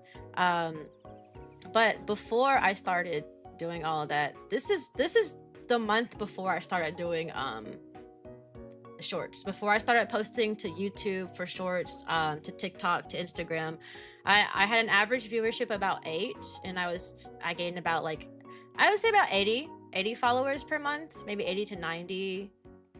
I was actually going on a downward decline too, and I was like really stressed about it. And I was like, what am I doing wrong? Why is it going down? Because I had 12 viewers. And I was streaming a ton back then. 1, 2, 3, 4, 5, 6, 7, 8, 9, 10, 11, 12. And then I got 1, 2, 3, 4, 5, 6, 7, 8, 9, 10. And then 1, 2, 3, 4, 5, 6, 7, 8, 9, 10, 11, 12, 13, 14, 15. I was streaming so much. But was the outcome worth it? No. I was gaining followers, but like not that quickly. And my average was actually going down, right? My average was actually going down. What are you playing? Sorry if I speak as a baby. What? I don't know what that message means. My average is actually going down. 42 hours of streams. 42. 30 hours, 34. This is when I first started taking streaming seriously. So this was like my re-debut was like during this time. Only 56 people following me. Then I took a hiatus. I got really stressed out. I started focusing on numbers so much that like I couldn't enjoy streaming anymore. So I took a hiatus. And I came back with the idea. I said, okay, well, I noticed that, you know, one, people like it when I do just chatting streams. We do have different times. A lot of people, my time zone's very different. I'm in Eastern time zone. But I noticed that people liked it more when I do just chatting streams. Like I sat there during my hiatus, I like really thought about what I wanted to do. And I was like, but I also want to stream less because streaming was stressing me out. I kept staring at my numbers and like, oh, not enough people were watching and blah, blah, blah, blah. So I burnt out. And I came back with the idea, what if I only stream twice a week, sometimes 3 maybe, but I focus on offline content instead. And when I tell you, after I did that, my numbers jumped. Average of 14 viewers, 370. The only difference I made was that I started making story time shorts on it. I posted them to Instagram, YouTube, and Twitch. That is the only difference between back then and now. So look at that. The hours streamed, I'm like down 10 to 20 hours of streaming. I stream like half of what I did before. Yet the growth is like maybe like 3 to 4 times what it was before. This is why I recommend people do shorts. I recommend not all shorts are made equal, obviously. The most popular ones you're gonna get, which probably requires either an editor or you learning edit yourself, honestly, is storytime shorts. Those are pretty popular. Those get a lot of people coming to your channel and stuff. Your demographics to post those shorts to TikTok too. Kind of. I don't pay attention to demographics when I'm posting to TikTok shorts. If you want to be more precise with your stuff, you can. I'm sure it would benefit you. I don't think paying attention to demographics is as important when it comes to like shorts forms as it does when like you're live streaming. Don't quote me on that though. Don't quote me on that because I don't know. I have is insane, but I do watch all of them. Maybe it's hard. That's crazy. Everyone lies with their age. Never try. Oh yeah, no, the age demographic is so wrong. Because by the way, TikTok is an 18 up app. Yet half the people in my comments like I'm 13 and blah blah blah and oh yeah, and I just turned 4. Half the people were talking about that in my comments, and I'm like, sir, you're not allowed to have a. Why are you admitting that you're like underage on TikTok? Anyways, yeah, like this is literally the difference of just me starting to make shorts, and it's been pretty consistent. Now my average viewership has been going up and up. And then I stopped posting shorts for a while. Yeah, and also my shorts haven't been doing as well. But even though they're not doing as well because of the type of things I've been talking about, I've still been growing, you know. So I'm not. That's why I always recommend that. Trying to find people to come to your streams initially is so hard. My first ever stream was in February 11th was my first ever stream of 2021. And from then, let's see how it's gonna take a little while. It makes this really more out grab. But when you first start off, you're gonna have you're not going to have a very high viewership. It takes a while to grow. Look at that. It took me 4 whole years to get the above 20 mark. Before then, I was hanging out. I hung out at like between 1 to 6 for, I kid you not, like 6 years straight. Like, look at this. It goes up to like, if I can, it's hard to like even select it because it's so small now. 3, you know, up to 3. I think that one says 9. I went up to 9 and then I went back down. And then I had a little break. This is when my college, I took a gap semester, so I was like a full time. I was streaming constantly during this time. And then it went back down, and then it goes back up, and then it goes back down. It always goes in waves. Always goes in waves. I don't know if that's how anyone else's works, but for me, it always goes in waves. Then I'm doing what you like, an amount you like. If you're stressed about it, and it shows people my tune. Yeah, that's also another reason why I want to stream a little less, because I want to focus on just chatting. However, if I'm just, I don't have a lot to talk about if I'm talking all the time. Hi, Wesky fan. Hi, we're talking about Twitch tips and whatnot, like streaming tips. If I'm streaming all the time, I don't have anything to talk about. And that's why I went from streaming like 5 times a week to like 2 times a week. So I'm like, I want it quality over quantity, right? Like if I'm going to stream for like, if I'm going to be streaming me just chatting, I can't do that if I'm doing it 5 times a week. No sane person has that much to talk about. I'm not crazy, okay? I'm a yapper, but I'm not a crazy yapper, okay? I do need things to talk about, actually. Quality over quantity always. And actually, while we're here, one tip I always give is people go like, no, well, I don't want to do just chatting because I don't have anybody to talk to. Fun fact. If you don't talk to your community, they're not going to talk back to you. Like you a crazy one-side, Mr. Panda. If you don't do just chatting streams, a lot of times your community isn't not talking. I'm a cozy streamer, for example. Even during these times where I had like, even in this time, like in November when I had like 6 people, this one said average at 18 viewers. Guess what? My chat was empty. Nobody was talking to me. So I was scared myself to do just chatting for a long time because yes, I had like an average of like 6, maybe 7 people watching me. But because I didn't do like just chatting often, my community didn't talk to me. They just didn't. They were like quiet, lurking. They'd put my streams on in the background. They'd fall asleep to them, but they weren't active and talking. I had to start like talking to, I had to actively start talking and doing just chatting streams, just talking to myself until people actually started talking back to me. Because I had so many lurkers. Lurkers are good, but what do you want to do just chatting stream and you're like a cozy streamer, you're pretty much only going to have like lurkers. Also, while we're on this page too, you will lose followers. I'm sorry, you will lose followers. This is the number, right? This is February 2021. This is my first ever stream all the way up until now. This number is how many followers I would have had if people didn't unfollow me. I would have been at 2,500 right now. Actually during the stream, I actually just made it 2,100. So during this time span of in my 4 years, I've had 410 people follow. People will unfollow you. You have to, you gotta let them go. You gotta let them. I've seen people on TikTok, not TikTok, of Twitter, complain so much about people following, like unfollowing. I'm like, guys, that's natural. Some people outgrow your content. Some people follow you and then they just don't end up watching you, so they unfollow. Sometimes you change your type of content, like you change up. Oh, I'm gonna stream this game. You stream like one game like 5 days in a row, and they think you're like a Minecraft streamer now. But then you switch games or you switch a different topic, and now they unfollow for that. You know, there's a lot of different reasons for why people will unfollow, and you cannot focus on that. There's been multiple times where I was really upset, actually, with my channel because I got stuck in like a following loop, if you will, where every like 1 follower I'd gain, 1 person would unfollow, and that would go on for like a month before like I'd get above it, and it used to bother me. It happened like 4 different times since I started. This is the time since I started. You're on my 3rd monitor. That's okay. That's perfectly fine. That's perfectly. I'm not saying something wrong with being a lurker. I'm just saying that like if you don't do your just chatting stream, you gotta get your community used to talking to you, and so you kind of have to just go for it. I can even show you this. I always have a document open of things I want to talk about. I wanted to talk about the proposal. I did that already.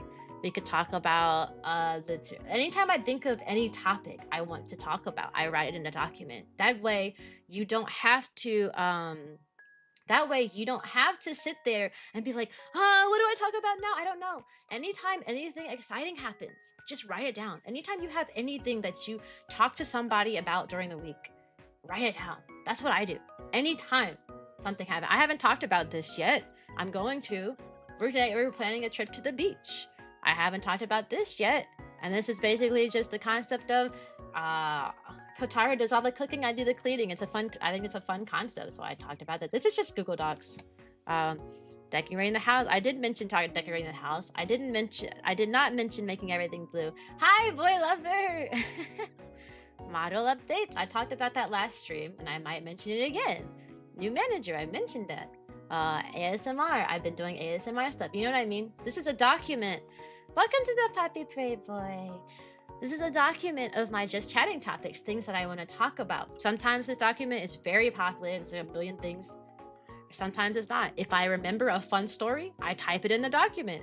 If I remember, if I'm talking to somebody and they mention something interesting, like a fun topic, I write it down. I do that all the time. And it makes just chatting so much simpler. I cannot do just chatting streams without it. Yeah, it's almost like a diary. This is what I encourage people to do whenever they tell me they're too nervous to get into just chatting. Write down topics that you know you can yap about for hours and write it down. If it's your first just chatting stream, write down stuff that you know that you can talk about. If you're a Pokemon nerd, write some specific Pokemon stuff down that you can just yap about all day. You know, if you're a big Kirby fan, we got a lot of Kirby fans in here because I've been streaming with Claire and Claire's community is all Kirby fans. If we got Kirby fans in here and you could talk about Kirby for 10 years, write that down if you're first starting. So you rip off your chat from topics? Kind of. Yeah, I'm always like reviewing my just chatting document that has the things I want to speak about in it. I do. Now, I do let chat control the conversation a lot of times, so I haven't even opened this document because I spent like an entire hour just talking about like my relationship stuff, and then we got off topic. So like obviously this isn't like a religious thing. Like you don't obviously go, I have to talk about this, then talk about that. But you just you talk using your bullet points until chat takes you away from that, basically is what I'm going to say. It's a guide for you. It's not like set in stone, you know? $10 that it would be uncontrollable. Yeah. Now, when you become a bigger streamer and your chat is going so crazy that you can't even like read all the like any of the messages, then that's when you would like, I feel like you would just go bullet point by bullet point talking about what's like on your like list. But I'm not at that point. I can still read what you guys are saying. Now I do have a lot of people talking right now, so I've only been reading like messages here and there just because I have so many people like actually speaking today. But that's not always the case. You my channel's still small enough to where usually I can pretty much read everyone's message. Today is just different because YouTube is populated for the first time ever. My YouTube site is usually dead. I usually have nobody watching from YouTube, but I have quite a few today and talking, so it's a little different. You drew me in a different fit. That's cute. Thank you. Windows 10, in my opinion, is still better. Yeah, I'm still Windows 10, so going off topic seemed like the point. Yeah, it's just chatting stream. You gotta go off topic. I just read and chat in both chats, but then again, I am being madman. Maybe. maybe. Let me scroll up a little bit. I used to yak about Windows 10 at high school, #1 interest, because that's all I was really interested in high school. That was before I got into like Hatsune Miku. But you know what's funny? There's a community for everybody. Like even if like you're only interested in like one topic, I guarantee you could find a community of people who are interested in one topic. I've come across the most interesting people in the fact that they like hyper focus on one little thing. And you know what? They can build a community around that one little thing because there's probably a bunch of other people who also are randomly interested in that same topic as you. It might take a little longer to find since like it might be a more niche concept, but like it's there. It happens. Talking to teachers, there's always one person told me to shut up, and then the teacher would told them to shut up for being rude. Yeah, you guys, as a teacher, you gotta protect your students. Charlie made a video about YouTube recommendations being weird, so maybe it's a thing. Yeah, I actually started dual streaming after watching Charlie talk about like the perks of dual streaming. And also like his revenue. I was like, ain't no way he made like, he was like, this is my most successful video on Twitch versus my most successful video on YouTube. And like the changes in revenue was insane. I was like, oh my god. I do hope to be a full-time streamer someday. So we all like to pretend like it doesn't exist, but I do like to chase the bag. We all like to chase the bag. We all want the bag. We all gotta chase the bag in our own ways. Hi CJ. I'm not bag focused. You know, I'm not like, you don't see 10 different advertisements on my screen and my bio with a billion different like ads and this and that. But I do still do things that are best for my channel. Not for like making money, obviously, but money comes with growth. So like if you get your channel to grow quickly, then maybe someday you can make some monies. I was actually really excited because I got my Twitch payout this past last week, and it was enough to cover my manager for the month. So that's nice. What's your favorite word? Bubbles. Bubbles is a nice word. I like the word bubbles. Bubbles. Bubbles. Bubbles. Bubbles. You know? I like bubbles. Wow, wow, wow, wow, wow, wow, wow, wow, wow, wow. I also like the word bow bow, but that's already trademarked by Fuamoko, and I'm not them, so I don't say it. Bow bow. I like Fuamoko. They are my OGs. People do tend to say meow a lot to me though, because of my oh, I have Razor Kitty headphones too. I'm wearing them right now. They're pink, the pink ones that like light up when you plug them in. Yeah, bubbles and bow bow. Yeah, those are my favorite words. There's also a few things that are worth looking at here. No, I don't really care for the research. You can do research when you're looking at a category for like best game to stream. What you want to find is a category where there's the viewership. There's a like not that many viewers and compared to like how many followers. So you'd want to find a category that has a ton, like if you care that much about like what you're playing and what you're doing, you'd want to find a game that has a lot of followers but not that many people streaming it. That is a good sweet spot. A lot of people who start streaming, they literally will play like Apex or something. They'll be like, I want to play Minecraft. And this is what Minecraft is like. Minecraft is okay because there is 1.6 million people who follow it and there is 66k viewers, but there's still a lot of people watching, right? You'd want like a more niche game. Like, let's see. Is Field of Mystery a good one?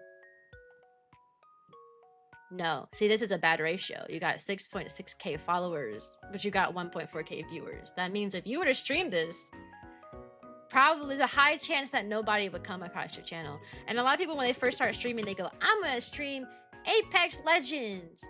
And there's like, oh, this game has died. Dang, this number used to be a lot crazier. Or they'll be like, I'm gonna stream Marvel Rivals. And there's like thousands of people watching and streaming at any given moment. Welcome to the Puppy Parade, friend. You want to find a smaller niche. Like, for example, a game I've been playing lately, I feel like it's a better ratio here. Palia, a lot of followers, not that many viewers. Mostly, I will say that because it's usually 1 to 2 people streaming, or like 1k of viewers, and like the rest, like maybe like a handful of smaller people watching it. So that'd be a better one. What's another more niche game that probably has a better ratio? Even Marvel's on stream, yeah, that's a good one. Any game that like engages your audience too, those are fun. I don't do them often because I only recently gained an audience, but there is one audience game I've actually been wanting to play, so I probably will play it one day. It's more role play, like you role play with your audience, and it's really cute. I only watch VTubers really now. Me too, so that's valid. Those don't fit her character. I'm glad you think so. I'm trying to think of what's a better category. Even if you were to play, what you don't want to do, you also don't want to play a game that's so niche that nobody knows it exists. What's a niche game, bro? Taiko games? No, you could play this one. 1.6k followers and there's nobody streaming it. That's okay. That's a pretty okay ratio, actually, since nobody's streaming it right now. I'm talking about the games that have like 200 followers because they're like so rare, and then and then you'd be the only one streaming it, and only 200 people like the category. What's an obscure? This one, this one. 700 followers, 27 viewers, and I guarantee you this is one streamer, one person streaming it. This is what you don't want when you're picking a game, is for the follower count to be extremely low. That's what you don't want. But you also don't want this follower count to be super high. There's like a kind of a ratio. Like if you actually care about all the statistics and whatnot. Growtopia? Oh, I've heard of that game. Growtopia. This is only if you care or not. I mean, I don't necessarily care about all this stuff when I'm a just chatting streamer mostly, so I don't really care too much about this stuff. But when I do play, occasionally I will look at a game, I'm like, oh, that's not gonna get anywhere. I'll just play it off stream, and I'll pick a different game to stream instead. I've done that multiple times. I don't do it often. Actually, this is a really good ratio right here. Now this is a game you can get behind. 77,000 followers and only 59 viewers. That means if somebody really likes Growtopia and they're looking for a viewer to watch, there's 77,000 people who enjoy this game. This is actually a really good ratio right here. This is a great ratio. Everybody should play Growtopia, I guess. We should all become Growtopia streamers. The server's been down recently, I can probably do it. Reviewers participate in Cult of Lamb.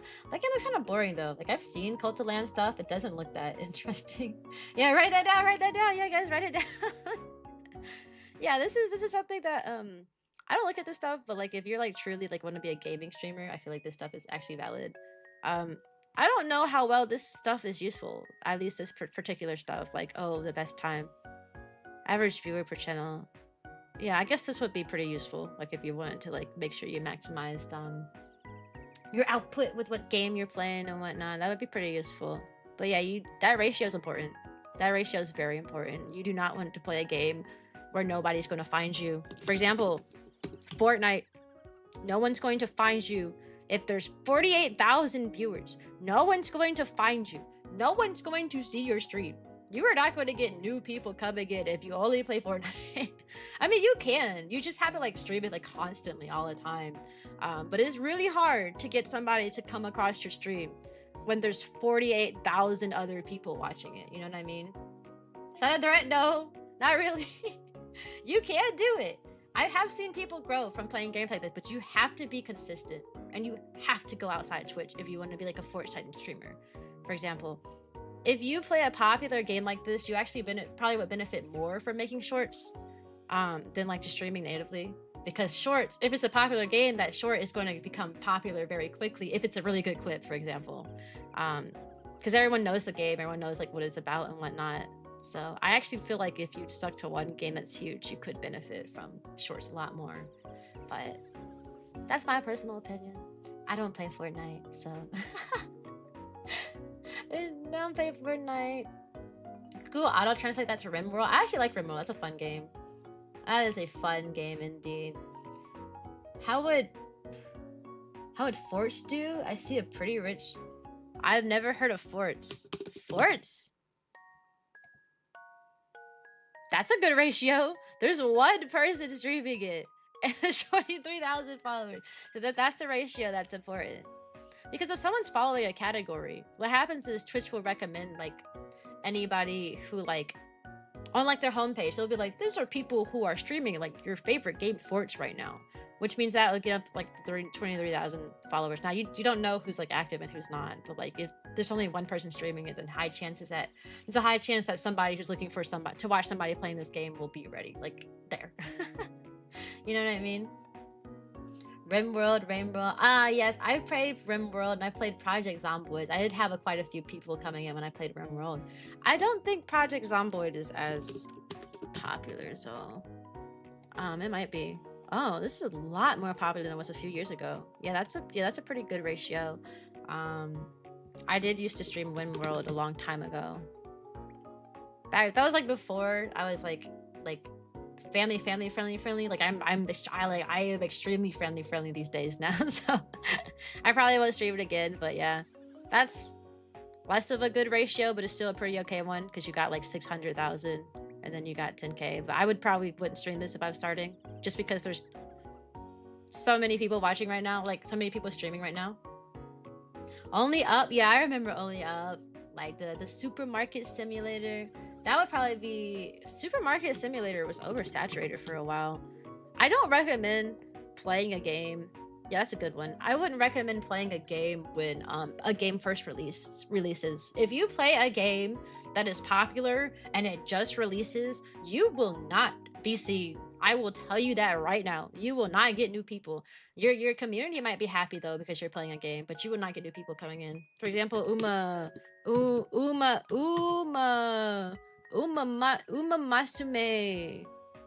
Masume.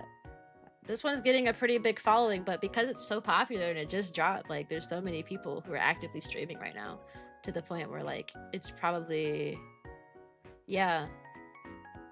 Look at how many people are alive right now, you know? Like you're not gonna come across them. Like, oh, look at this cutie pie at the top. Anyways, look at how many people are streaming.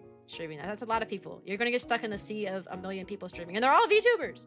This is a VTuber game, bro. They're all VTubers.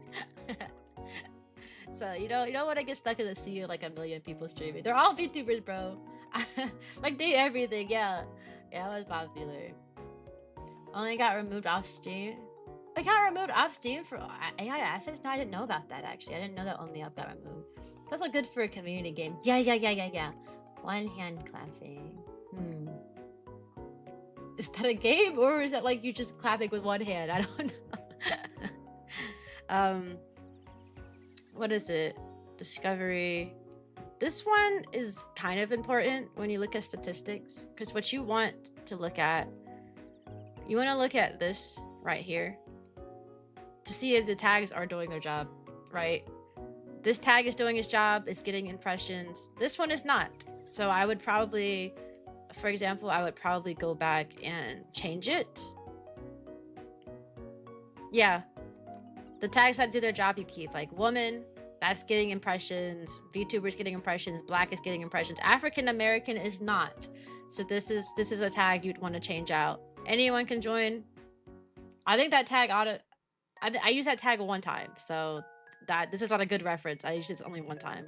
But like Ian VTuber's doing his job, anime's kind of doing his job, but anything lower than that, like this African American, it's gotta go, you know. So looking at tags are important too, because tags is what shows, what lets Twitch recommend you to things, you know, like, oh, well, you like VTubers, so here's the VTuber tag, you know. So you gotta do that. You gotta do that. Cyan Sama and Shadow, have you seen on how Rain World was made and coded? That's probably the most insane AI programming and NPCs and images I have ever seen. Highly recommend watching it via later. Okay, no, I haven't seen that, but that did sound interesting. Their AI is just too advanced. They came out with great, bro. I swear, reds are forces of nature. Same with Cyans, bro. This is not as important. This is just fun to look at. I like looking at I like seeing that I'm on the homepage. I think the only thing I like to look up here when I look at these statistics, Lord, I can't speak, in particular, is just the browse page. Honestly, like I like to look at oh wait, by the way, I'm sorry to my YouTube people who don't know what's going on because I don't stream on Twitch. I can't help you with YouTube. I only just started YouTube. I'm not very knowledgeable in that corner. Also, YouTube actively will show people my like stream key. It's like very visible in the YouTube creator dashboard, so I had to go around that. But for like Twitch stats, like the most important thing I would say, browse page. That's good to see because this is people who are like searching for the game that you like. Like if I'm playing Minecraft, they're searching Minecraft and they're clicking on my channel from here. This is this important one. This is important. Unless you know if your followers love you or not. Does your community love you or not? You will find out with this statistic right here. And then notifications too. Not on site, but like an off-site one. Searches, like they're searching me up and finding me. Homepage recommendation. I do like seeing this because it lets me know when I'm on the homepage and when I'm not. You're not always on the homepage. Talking about YouTube, first time here and just got your stream recommended on YouTube homepage. Interesting. That's crazy. I don't. This is my first time like people getting recommended like to me from YouTube right now. So like I don't know what to do with this information. Like hi guys, hello YouTube. I just started multi-streaming to YouTube literally a month ago. So I've been pretty much averaging like 1 to 2 people on YouTube. But for some reason right now, YouTube is just loving me and I don't know why. Just wanted to send you some love because I can't. Oh, I love the love. Thank yous. Thought I had your stream recommendation. That's cool. That's cool. I'm glad YouTube algorithm is starting to pick me up like Twitch's algorithm is. That's good. That means I might get seen a bit more. Thank you. Welcome to the puppy parade. Nullify. For what I know, if you bring people to YouTube, they will recommend you. Interesting. See, I don't know much about YouTube. I can only recommend like Twitch, like stat, like stuff, like what to look at. This is also important. Because if you're like, if people aren't clicking on this like at all, I think it'd be worth to like change your thing. I haven't actually changed this message in like years because it's just, I mean, it's worked. Awoo, that means I love you. I like you, it's cute. Awoo. It's true. I love you guys. I love you guys. This is actually a new stat. This didn't used to exist before, and I like this one. I like this one too. It tells you like who it just tells you who's coming back and who doesn't. You really do want to get a community that comes back. But they only come back with consistency. Like you need to like let people know when you're going to stream, and you need to stream like X amount of times on X days specifically, so that people know like that you're coming back. You know what I mean? That helps with returning viewers, by the way. Consistency is the biggest thing that's going to help you with returning viewers. If I stream like once this week and then never again next week, like people are going to disappear. The thing I don't like about social media the most is any platform, is that if you disappear even for a little bit, I'm talking you go on like a hiatus for like 2 weeks, you're gonna come back and like your audience is gonna be like cut in half the time. The only way to like avoid this is if you're still like you have like pre-made like content to upload to those platforms and you're still active in your Discord during those time frames. Otherwise, what's going to happen is you're going to go on a 2-week hiatus. You're not active anywhere else. Like you just disappear completely for 2 weeks. People forget who you are really fast. When it comes to any platform, people forget who you are so fast, and it's like you're constantly snapping your fingers. Hey, I'm still here. Remember, I'm still here. I exist. I think that's the hardest thing about about streaming, is that if you disappear even for a short time period, people will not remember you. And I've seen this, like I've gone on like I've never really gone on like I've only been on one hiatus and it was for 3 weeks, but I had gone times where I went like a week and a half without streaming. When I tell you, I'd come back and my chat would be so slow, there'd be hardly anybody there. They'd be like, wait, Cyan exists? Like what? Who's Cyan? Like, you know? It's really sad. It's so sad, but that's really just how it works. Now that's not to say don't take breaks. Obviously, consistency is important, but so is your mental health. To avoid it becoming a problem, you do have to like prepare for a vacation, I guess you could say. Like make shorts in advance to post places so that people know, so that even while you're away, people have something of yours to watch. Maybe say hi in your Discord a few times so that people know that, hey, she's still around. You know, like there's maybe have like some scheduled Twitter posts and stuff. Like just whenever you're prepared to go on a vacation, just try your best to keep putting out content in any platforms. Like I'm going on a vacation probably in about 2 weeks. We're planning to go to the beach for about 5 days, which is not a long time, so I'm not really necessarily like worried about like content wise, but I'll still be uploading stuff, you know, so that people don't forget. Whoa, I'm sorry, my stomach just made the funkiest noise. Did y'all hear that? My stomach sounded like a Pac-Man noise. I'm sorry, I'm hungry. I haven't eaten in a bit. But my tummy just sounded like Pac-Man. It said ew, ew. It sounded like an old game sound effect when you die or something, or like if someone goes shooting, like pew pew, like ew. It was so weird. Sorry. It threw me off completely. The fact YouTube chat is more active than Twitch, is it? I mean, yeah, y'all are yappers today. This is actually pretty new to me. So like I have like 2 different chats open. I'm like Twitch chat. Okay, now YouTube chat, not Twitch chat. Twitch is more unhinged than YouTube. I can bet. YouTube is more mean than Twitch is. That's all I gotta say. My YouTube people have been a lot more mean and disrespectful to me than any other platform. So I will say that YouTube is I think YouTube has a lot of unfiltered opinions floating around. So Cyan, what's your favorite game or game you want to play? Oh, my favorite game is Fruit Factory 4. I'm currently playing Fruit Factory 6, which is called Guardians of Azuma. I will tell you how that game goes when I'm done. But so far, I actually really enjoy it. It's really fun. You're mean? No, you're not mean. But I'm saying, like, one thing I've noticed, I post on Instagram.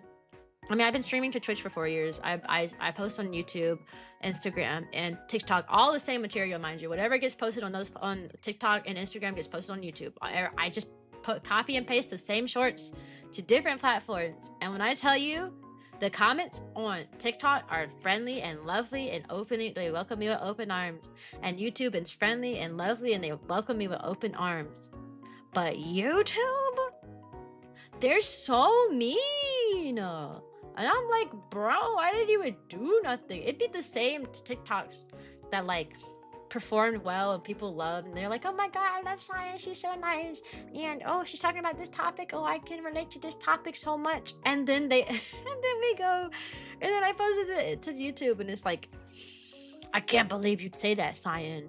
Why would you ever say that? Anyways, it's time to open the horse gotcha game. Yay. I'm not actually opening the gotcha game. Jasper made me say that. Hi, Jasper. I actually will play that game on stream soon, but just not. Yeah, but I think I've mentioned everything that's worth looking at up here. Oh, this category too is also important to look at. It's important to look at, mostly just in the sense of like, if you care a lot about like maximizing everything, then if you could go the extra mile and look at these too. I'm a just chatting streamer, so it's pretty interesting that only 20% people like just chatting, but hey, who cares? I'm not going that hard with my streaming, but I'm going to assume the other would probably fit in with just chatting. Like the percentages for actual gameplay here is like really low, but like other and just chatting is the highest. So like talking for me is the most beneficial, but that might be different from you. You might open up your thing and you might see Minecraft's like 90%, and that's what your people like to watch. So you should probably like play that game a lot more, you know? But that's it. I just wanted to share with you guys. You guys were asking me for tips. I give tips. Boom. You should try this Minecraft solo. I just don't stream Minecraft enough for it to be high, I guess you could say. Like I'd have to like stream those things for it to be high.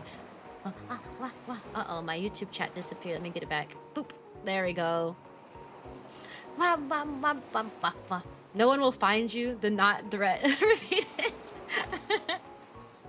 Sorry, it's not no one will find you. It just will be 10 times harder. Like people who start off streaming have got to stop starting off streaming by playing like the most populated games. Like they'll be like, my first ever stream playing Marvel Rivals, and they're like lost in a sea of like thousands of people streaming the game. You know what I mean?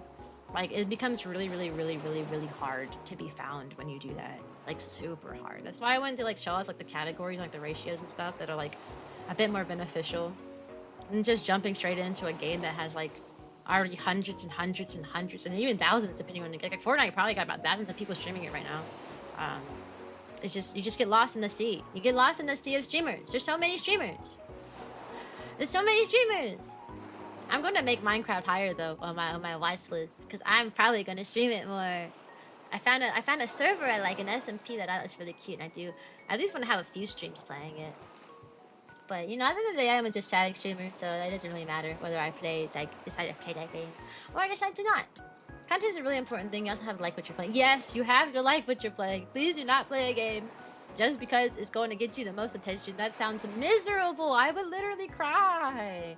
I actually attempted to do that a while ago. I tried to find what people in my community would like most that I would play, and I started playing that. And when I tell you, I got really upset that like really fast.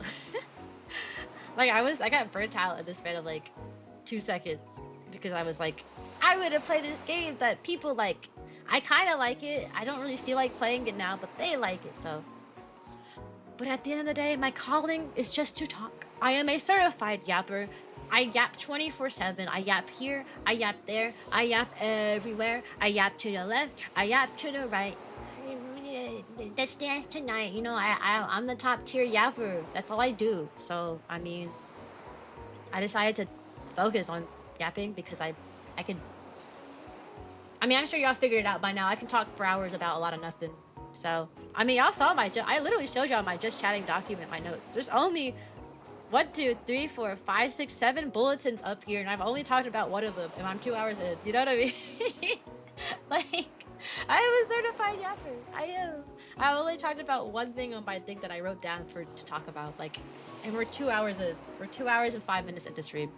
So, build a fan base that supports you, not the game you're playing. Yes, that's important. That's important. That's important. That's why I think Discord's important too. Like just having an active Discord community. Also, there will be a break, an ad break in 1 minute. So I will do the same thing I did before. This is a Twitch ad. YouTube, you guys don't get ads like that, but I'm still gonna, since I am multi-streaming, I had to be mindful. I will be doing a 3-minute break, because it's a 3-minute ad break, because Twitch is and during that time, I want you guys to go to the bathroom, get a snack, drink some water. You got 3 minutes to take care of whatever you want to do, okay? Even take a 3-minute nap if you could. 3-minute nap. Stretch, I got you. 3-minute nap. Also, you should contemplate joining the Discord while we're breaking, right? It's a Discord, okay? Okay. The ad break will start in 15 seconds. 15. Go drink some water, and you better be back when I get here. You better be back. Also, I am not a fox or a cat. I am a dog. I am a husky doggo. Okay. All right, guys. Be right back. I promise I'll come back. Yeah, bye.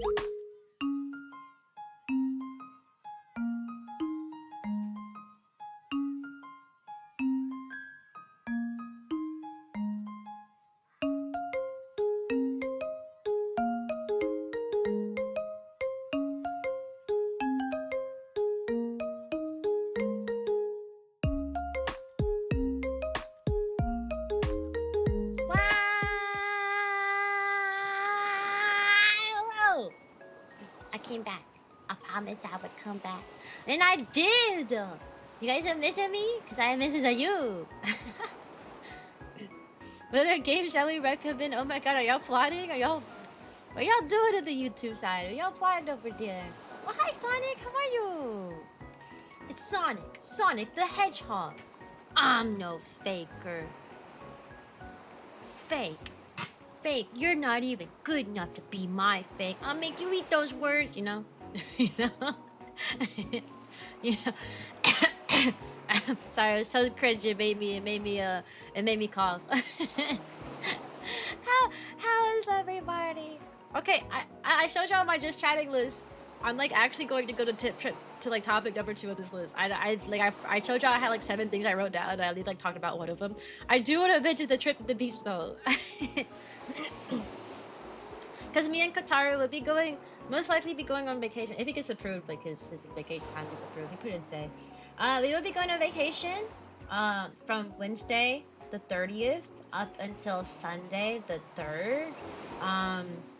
I have to talk about Meadow Moments, which is the thing that my Rainbow Meadows group does, because I won't be able to stream during that time. So I have to see if someone else can do it. But we're going to the beach. We're going to the beach. Let's go catch a wave. They say what they're gonna say. Oh, 13 Up channel. Haven't seen us in a while. Hello, Felix. Yes, we exist. It might be a small rarity though, but yes, I am family friendly. You can watch it with. You can watch me with your grandma or your daughter if you want to, and I won't say nothing crazy. I don't say nothing sussy here. Yeah, we're going to the beach. We're going to go to the beach, and it's gonna be so fun. I'm really excited. The reason I wanted to mention it is actually because I am in the process of making a beach ASMR video for my channel, and I think it's perfect timing. Like I already started recording it, and then we like, and then I got engaged on Saturday. Kotaru proposed to me for all the new people coming in here, so I got engaged. So I think it's the perfect like celebration of our engagement is going to the beach. So I already had like a beach ASMR thing planned. I already recorded it. I just need to go back and edit it and whatnot. So that will probably be playing. I'll probably have that playing while I'm at the beach vacation. Where's Cyan? She's at the beach, but she made a special beach ASMR video just for you. Congratulations, thank you. You keep seeing me on your TikTok? Good. Never let me leave your TikTok For You page. I will be there all day, every day. I even got 9 more TikToks to post, bro. They were at the ready, right? I have a ton at the ready right now. Yeah, what is family friendly in the game industry nowadays? That's true. That's true. I feel like, I don't know, I feel like there aren't as many kid-friendly things going around, which kind of sucks, honestly. I've noticed that, like, anytime I put anything that's, like, 18 up, I feel like a lot of people get upset. For example, like the collab corner that like Rainbow Meadows is doing. It's a place for people who are current Vtubers who are safe for work, like 13 up. Not necessarily 13 up, but just safe for work Vtubers, to like find new friends and stuff to collab with. I had that set to 18 up because like having a collab server, I'm not gonna set up a collab space where there's like youngins and oldins mingling together. I don't think that'd be a lot of moderation, and there could be a lot of trouble with that. And I know a lot of people were upset with me because I said it's 18 up only. They were like, you have to be over the age of 18, dang it. And I'm like, I'm sorry. The kiddos don't understand. They're not going to understand, but they were really upset about it. I had a lot of comments of people be like, man, it's always have to be over the age of 18. I'm like, yeah, it always has to be over the age of 18. You're right. Sorry. As a teacher, I must protect my youngins, you know? Oh, by the way, how long could the response for the form of Rainbow Meadows be? Well, I'm the main one who checks it, so honestly, I'll probably end up checking it sometimes. I'll probably end up checking it today. If not like directly after stream, probably like shortly after. I am like the main one who goes through all the applications for the collab center just to make sure that the people that come in are actually like say so. So it won't, and it doesn't take me long. I usually just like, I do a quick little check, just quick little like social media check and like make sure like everything, go through some of the clips and whatnot, just to make sure everyone's all cozy and whatnot. Yeah, safety is very important, and making a safe for work collab center is a lot harder because you do have to check a lot into the people, because there's a lot of people who will say they're safe for work, and then you look at the clips on their channel and they're like very vulgar and gross, and I'm like, why? Yeah, it's hard to find safe for work streamers. That's why I started a VTuber group, and why I made it a pretty why I made a group for that. Like I made a collabs corner because I was like, I know it's hard to find people, so let's try to find as many as we can, you know. I've only seen very little kids who, and yeah, it's usually like the kiddos who are like making PG content because they kind of have to. Children who not know how to speak are innocent. That's true. That's true. Babies are pretty innocent. They can't open their mouth. They can't talk. The kids nowadays are really, I mean, really know something they shouldn't know or say in their age. Yes, but that is exclusively because of the access to the internet is a lot different than it used to be.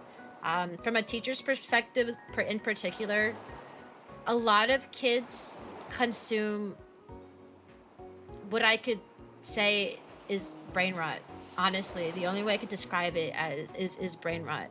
And I mean that in the sense of they'll like mindlessly scroll on TikTok, even though TikTok is an 18 up app. They don't care. There's a ton of children on TikTok, but they don't really do anything about it. It's kind of annoying. And they're constantly watching whatever YouTube video that populates their feed. Welcome to the Poppy Parade Pop Chat. They just watch anything that comes to them. But because of the way YouTube's recommendation works, if you're not specifically in YouTube Kids, which most kids, let's be honest, are not watching YouTube Kids stuff, they're not on the YouTube Kids separate app, they're not doing that. So unless they're watching the YouTube Kids specifically stuff, then they're coming across stuff that they shouldn't know, and you end up with a bunch of kids who know zero things educational. They know zero educational stuff, but they can tell you a lot of inappropriate things, and it's really bad. I'm a kindergarten teacher, so I teach 6-year-olds. Oh, English chat only, pop chat. I only have English messages because I can't moderate in other messages. I can't moderate other languages. But these kids come into kindergarten. They're 5 years old. They're going to turn 6 soon. They don't know any of their they don't know their letters. They don't know their colors. They don't know their numbers, like at all. You could ask one of my 5-year-olds to count to 10 and they can't do it. They're 5 years old and they cannot count to 10. They're 5-year-old and they cannot point to this color and say that's blue, that's pink, that's green. They don't know that. Now there's some colors they're not going to know. You know, they're kids. Some of the kids don't know like the word for the word gray, or like those in-between color, like tan. They don't know those type of things. But like the standard, like red, purple, green, I have so many kids who can't tell me that. Now, some of it is a language barrier. I don't speak Spanish. However, most of my kids speak Spanish. I had 18 kids this year, and about 12 of them exclusively spoke Spanish, and that's a whole process in itself. However, they can't tell you those things in Spanish either. They can't tell me they're not, like, they can't count to 10 in Spanish. It's not, so, like, you can't say it's a language barrier, right? Because some people would be like, oh, it's because they speak Spanish. No, because they can't tell me that they can't count in Spanish. They can't tell me the letters in Spanish. I know that. I took Spanish class for years. I can count in Spanish. I know the alphabet for Spanish. I know if they can do it or they can't. And a lot of them can't do it in English or Spanish. So it's not a language barrier. That's the issue. And what happens is it's because these parents give these kids an iPad, right? They give the kids iPads all day long, but they don't monitor the iPad. A kid can learn a lot if you give them an iPad, but set them to specific channels. Like if you give them put it to Jack Hartman or what's that girl? Rachel something, or stuff like that. They learn. But if you hand them an iPad and you put them on Cocomelon, and then you just let them give them free range, like they're not gonna learn it. Cocomelon doesn't teach you a single thing. Like, I'm so tired of seeing Cocomelon everywhere. The animations for Cocomelon are really weird to look at. The songs, I don't like them, and they're not educational at all. There's not a single ounce of education in Cocomelon. We gotta stop raising Cocomelon babies. We got to. Oh, did you made the art? Oh, let me see. They made the art. Oh, that's so cute. I love the fan art that you made for me. I love it, Chomps. Thank you. Cutie art. I'm so stylish. That reminds me of my second outfit. You draw on my second outfit, my other one? I love it. Thank you. Guys, chumps make cool art in the Cyan art channel on my Discord. You should go look at it. You should go look at it. Yeah. But like I was saying, yeah, Cocomelon is not educational. A lot of these parents give these kids whatever they can think of. They literally just go, yeah, Couchbello, that's what it is. They literally just go, oh, here's an iPad. I'm going to be in this other room because iPads, you know, that keeps the kid occupied. I don't want to, why would I teach and educate my kid when I can occupy them with an iPad, you know? So it creates this like weird divide. And these kids don't know anything. They don't know their numbers. They can't count. They don't know any letters. And then you got like my nieces and nephews. I have three nieces and nephews, and they're like, one of them is like 3 years old, and she can already tell you all the letters of the alphabet, all the sounds. She can count to 100. She can do all that. A lot of times too, people think that they're supposed to teach that in kindergarten. No, they're supposed to come into kindergarten knowing basic human information. They're supposed to come into kindergarten being able to do basic things like counting to 10 and telling you a color and saying, hey, this is my hand, this is my arm, this is my head. I don't know why parents think that they're supposed to teach kids how to exist in kindergarten. We don't. They should be able to count to 10. A 5-year-old who can't count to 10 and they come into school is such a weird concept to me, but it's so common. I'd say out of all 8, I had 19 kids this year. I would say only maybe like 8 of them in the beginning of the year had any knowledge whatsoever at all. I understood the appeal behind Cocomelon. It's just straight from the eye. It's so creepy. Is Cocomelon not the creepiest thing ever? It's so creepy. I have no idea what Cocomelon is, and I'm happy. Yeah, don't look up Cocomelon, bro. It's a kids channel that sucks. That's why. And then you got like kids channels who are trying to be like more inclusive. You got Gracie's Corner, which makes more music that appeals to more like African American kiddos and families and whatnot. However, there is a downside to Gracie's Corner that I don't like. I only show some of Gracie's Corner's videos, even though I know people like, oh, it's the veggie dance. Oh, it's the veggie dance. Eat them up. Eat them up. Eat them up. People love Gracie's Corner. The only downside about Gracie's Corner is their only video I wouldn't show of theirs is their alphabet video, because you have to be careful when you're teaching kids the alphabet because you can set them up for failure. There's a thing that people don't seem to know about much called schwa sounds. There are schwa sounds, and a schwa sound is when you add an extra sound into into what you're saying. So instead of saying D says d, d, d, you say D says duh, D says duh. Instead of saying like C says k, they say C says ka. That's a schwa sound. And Gracie's Corner's alphabet song has all the schwa sounds in it. It makes me roll my eyes every time I hear it. Please, you got like, you have to be careful about the alphabet like sounds, because what happens is it makes it harder for kids to read if they're learning that C says ka, because they're 5. They don't have adult brains. So what happens is they try to sound out a word. You got the word cat. They go ka a t, ka-at. Does that sound like a word to you? Ka-at is not a word, right? And it becomes hard for them to put those sounds together because they're saying ka-at. And then you get ka-at, ka-at. What's a ka-at? This is the word ka-at, and they just don't know what it is. But if you teach them like k-at, cat, it's easier to blend. And when you have some of these like kids channels that like teach kids things aren't the best, and people don't really know that, so when they try to put them on educational stuff, they just put whatever. And I literally have to tell I tell my brothers and sisters, like when they bring their kids over and I see them playing music, I'd be like, please don't play this song, don't play this song for them. Or I'll hear like the kids say like, C says cut, and I'm like, no sweetie, come here, C does not say cut. C does not say cut, okay? It does not. Yeah, cartoons are better than free access to YouTube. Yeah, they can be.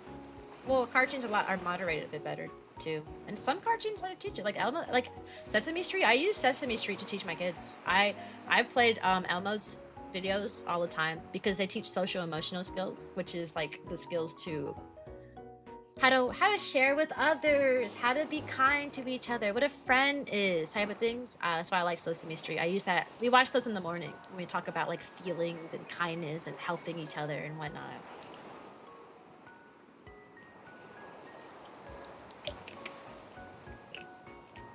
But yeah, Sesame Street is so good. I watched this one. Listen, I know I don't play anything for my kids that I'm not willing to watch myself. Even the songs we play in the morning for like the days of the week and stuff. If I don't like the song, I ain't playing it. If it sounds terrible to me, I ain't playing it. But some of them kids songs, there's a lot of underrated channels out there. Mr. Reed, oh my god. Teach Mr. Reed songs for kids. Oh my god. Oh my god. I love his songs. Bro only has like a few thousand subscribers on YouTube, but oh my god. His songs the coolest, funnest thing, bro. I be dancing and singing with my kids, bro. Bro, the days are Sunday, Monday, Tuesday, Wednesday, Thursday, Friday, Saturday. Bro, I be jamming out with the kids in the class. Like, if I don't like a song, I ain't playing it for them. I be having parties in my room. Bro, you're an awesome teacher just based off of that. I'm a chill teacher. I'm not very strict like the others. I mean, obviously, I put my foot down and we have set rules, but, like, I'm not gonna yell at a kid for, like, crying and stuff like that. You know, I would have fun in my room. I like to have fun. I will never play Cocomelon in my room. I refuse. I hate. I'm a hater. I'm a big Cocomelon hater. There's no educational value in Cocomelon, and the animations is creepy. The animations are creepy. I don't know why kids like it so much. They're so creepy. They're so spooky. If I would make a haunted house, I would just play Cocomelon videos with like. That's all you would need. I feel like it would be the perfect haunted house. You walk in like a dark spooky room, and then you hear like a violin sound like and then you turn around and smoke. There's fog and smoke everywhere, and then on the big screen, Cocomelon plays. And that's all you'd need. I'd be out of that room so fast. Cocomelon's so creepy. It's so creepy. But as far as what we suggest the parents to change Cocomelon, they go a bit. I mean, parents are always gonna be mad. If you try to suggest anything with parents, they get angry. I'm gonna be honest. I'd be like, hey, how about you like do something with your kid at home? How dare you tell me how to parent? Okay. Well, you can your kid, it's not going past kindergarten if you don't change something. Oh no, she going past kindergarten. No, she won't. I have a say. The principal has a say, and we all say she's not going to pass kindergarten if things don't change. Well, you can't tell me what my baby isn't going to do. Okay, well, when the end of the year comes and your girl in kindergarten all over again, don't say I didn't warn you. Like, I be having this conversation with parents about like, girl, what's your problem? Please, this is for the kiddos. How education and daycare system. Parents would be mad regardless what you do. That's how education and daycare system works. That's 100% how education system works for elementary schools and daycares. You try to tell the parents anything and they get so mad. You've seen Cocomelon firsthand? No. I'm so sorry, Panda. I'm so sorry. Parents is always wrong. Most of the time they are wrong. You know, and I don't necessarily blame them because they don't. I'm sure you don't want to hear parenting advice from a childless person in their like 20s, you know? Like I am in my mid 20s. I get told all the time that I look like I'm 18 or younger. So some people don't even believe I'm a teacher when they look at me because I look so young. I've always been like that. But God, you got, like, I don't care that I look young. You still gotta have your ears open. I ain't go to college for 4 years for you to tell me I look young. Like, parents for the white kids are very different than parents for two degree. I guess you could say that. I've noticed that, like, when a parent only has one child in like the school system, like, or they just have one kid, period, they're either really overbearingly like care, like they're like, this is my baby, this is my first child, I don't know what to do. Oh my God, I'm leaving them in kindergarten by herself, and what is she gonna do? She might explode without me. You either have that, or you have like, or you have the other end where they're like, okay, that's my kid. She knows what she's doing. No, you're wrong. She knows his material. No, you said she doesn't know it? No, you're wrong. I seen her do it one time at home when I gave her all the answers. So there's like no in between. There's like no in between between us two. There's no in between. It was torture to my ears in high school. Oh, I'm sure. I'm sure. At least stuck up parents like that, yeah. And then you have like the parents who like have issues with their kids, but they just kind of give up on them. They're just kind of like, well, yeah, my kid is like throwing tables at people when they're not nice at all, but what can you do? What can you do? I guess the kid, he's just going to throw tables forever. I can't do anything about that, you know what I mean? Like, it's kind of insane, honestly. Like, parents are harder than the kids. They are. Actually, I argue the worst part of my job is dealing with parents. I don't like dealing with adults because adults should know better, but they don't. Kids don't know better. So, like, I don't feel bad, you know, helping out kids. It annoys me. They're very annoying sometimes, obviously, because there's stuff that they don't know. You really feel like they should because you're, like, in your 20s and they're, like, 5. But, like, they don't know better. And they're also, like, just a result of, like, their environment and their parenting and stuff. Oh, okay, bye. Bye, Pop Chat. But adults should know better, right? They should know better. They just don't. And then you have the parents whose kid have like behavioral issues, but they're a literal spitting image of their parent. I had this one kid this past year, who acted up so bad in my classroom. Like, this is this little girl who was like always she's always being mean to other people, taking stuff, stomping her feet, crying, demanding, no. Her favorite word was no. From the beginning of the year to the end of the year. I met her mother. Bro, she was the same person. So when I tried to tell her mom that I was having issues with their child, the mom was like, oh no, my baby would never do that. No, you can't tell me that my baby. I was like, oh my God, they the same person. No wonder this kid coming to school telling me no, throwing a tantrum whenever she can't get her way, because her mom literally tells everybody no and throws a tantrum whenever she can't get her way. This one lady in particular had like cursed out the workers in the front of the school multiple times because she couldn't get her way. It'd be something small too. Like, oh, no, sorry, we're too close to dismissal time. We can't let you take her home early. That's part of our policy. You're not going to tell me when I can and can't get my baby. Like, it was bad. And the kid was the same way. And the mom didn't realize that. So whenever I'd tell the mom something was going on, she'd be like, my daughter must be getting bullied to act like that. Bullied! And I was like, girl, nobody's bullying her. She's just acting like you. She's just acting like you. Last night was too weird. The reason it was because there was no employees and the building was quiet. I mean, looking around the secure. Oh, that would be scary too. I cannot imagine being at work when like everything's shut down. I'd cry. The most impossible to deal with. The bratty kids, yeah. Oh my God, they are. But in kindergarten, you don't really get bratty kids that often. I mean, you do get like 1 or 2, I would say, every year that just, in the beginning, just, no. But like they're 5, so they're like a lot more like easily moldable. Like you can teach them about kindness and about accepting things. Hey, I'm here to help you. I'm helping you. You can gotta help me type of thing. It's just when they get older that becomes a problem. Like if they're like in 5th grade, for example, if they're coming in saying no, they're going to end saying no, right? But kindergarten is a lot more moldable. The kids that they are, the reason I like teaching kindergarten so much, and I wouldn't want to teach any other grade level, is because it's so hard. It's hard to teach kindergarten because a lot of them haven't had prior schooling, so they come in and it's like hard for them. Welcome to the puppy parade, Sunny. They come in and it's like they don't know how to sit and walk in a line or sit at a desk or sit crisscross applesauce or how to drink from a water fountain or even how to open. Some kids don't know how to open their book bags. Like it's that hard. They can't get the book bag on the hook. They can't get it off the hook. They can't open their book bags.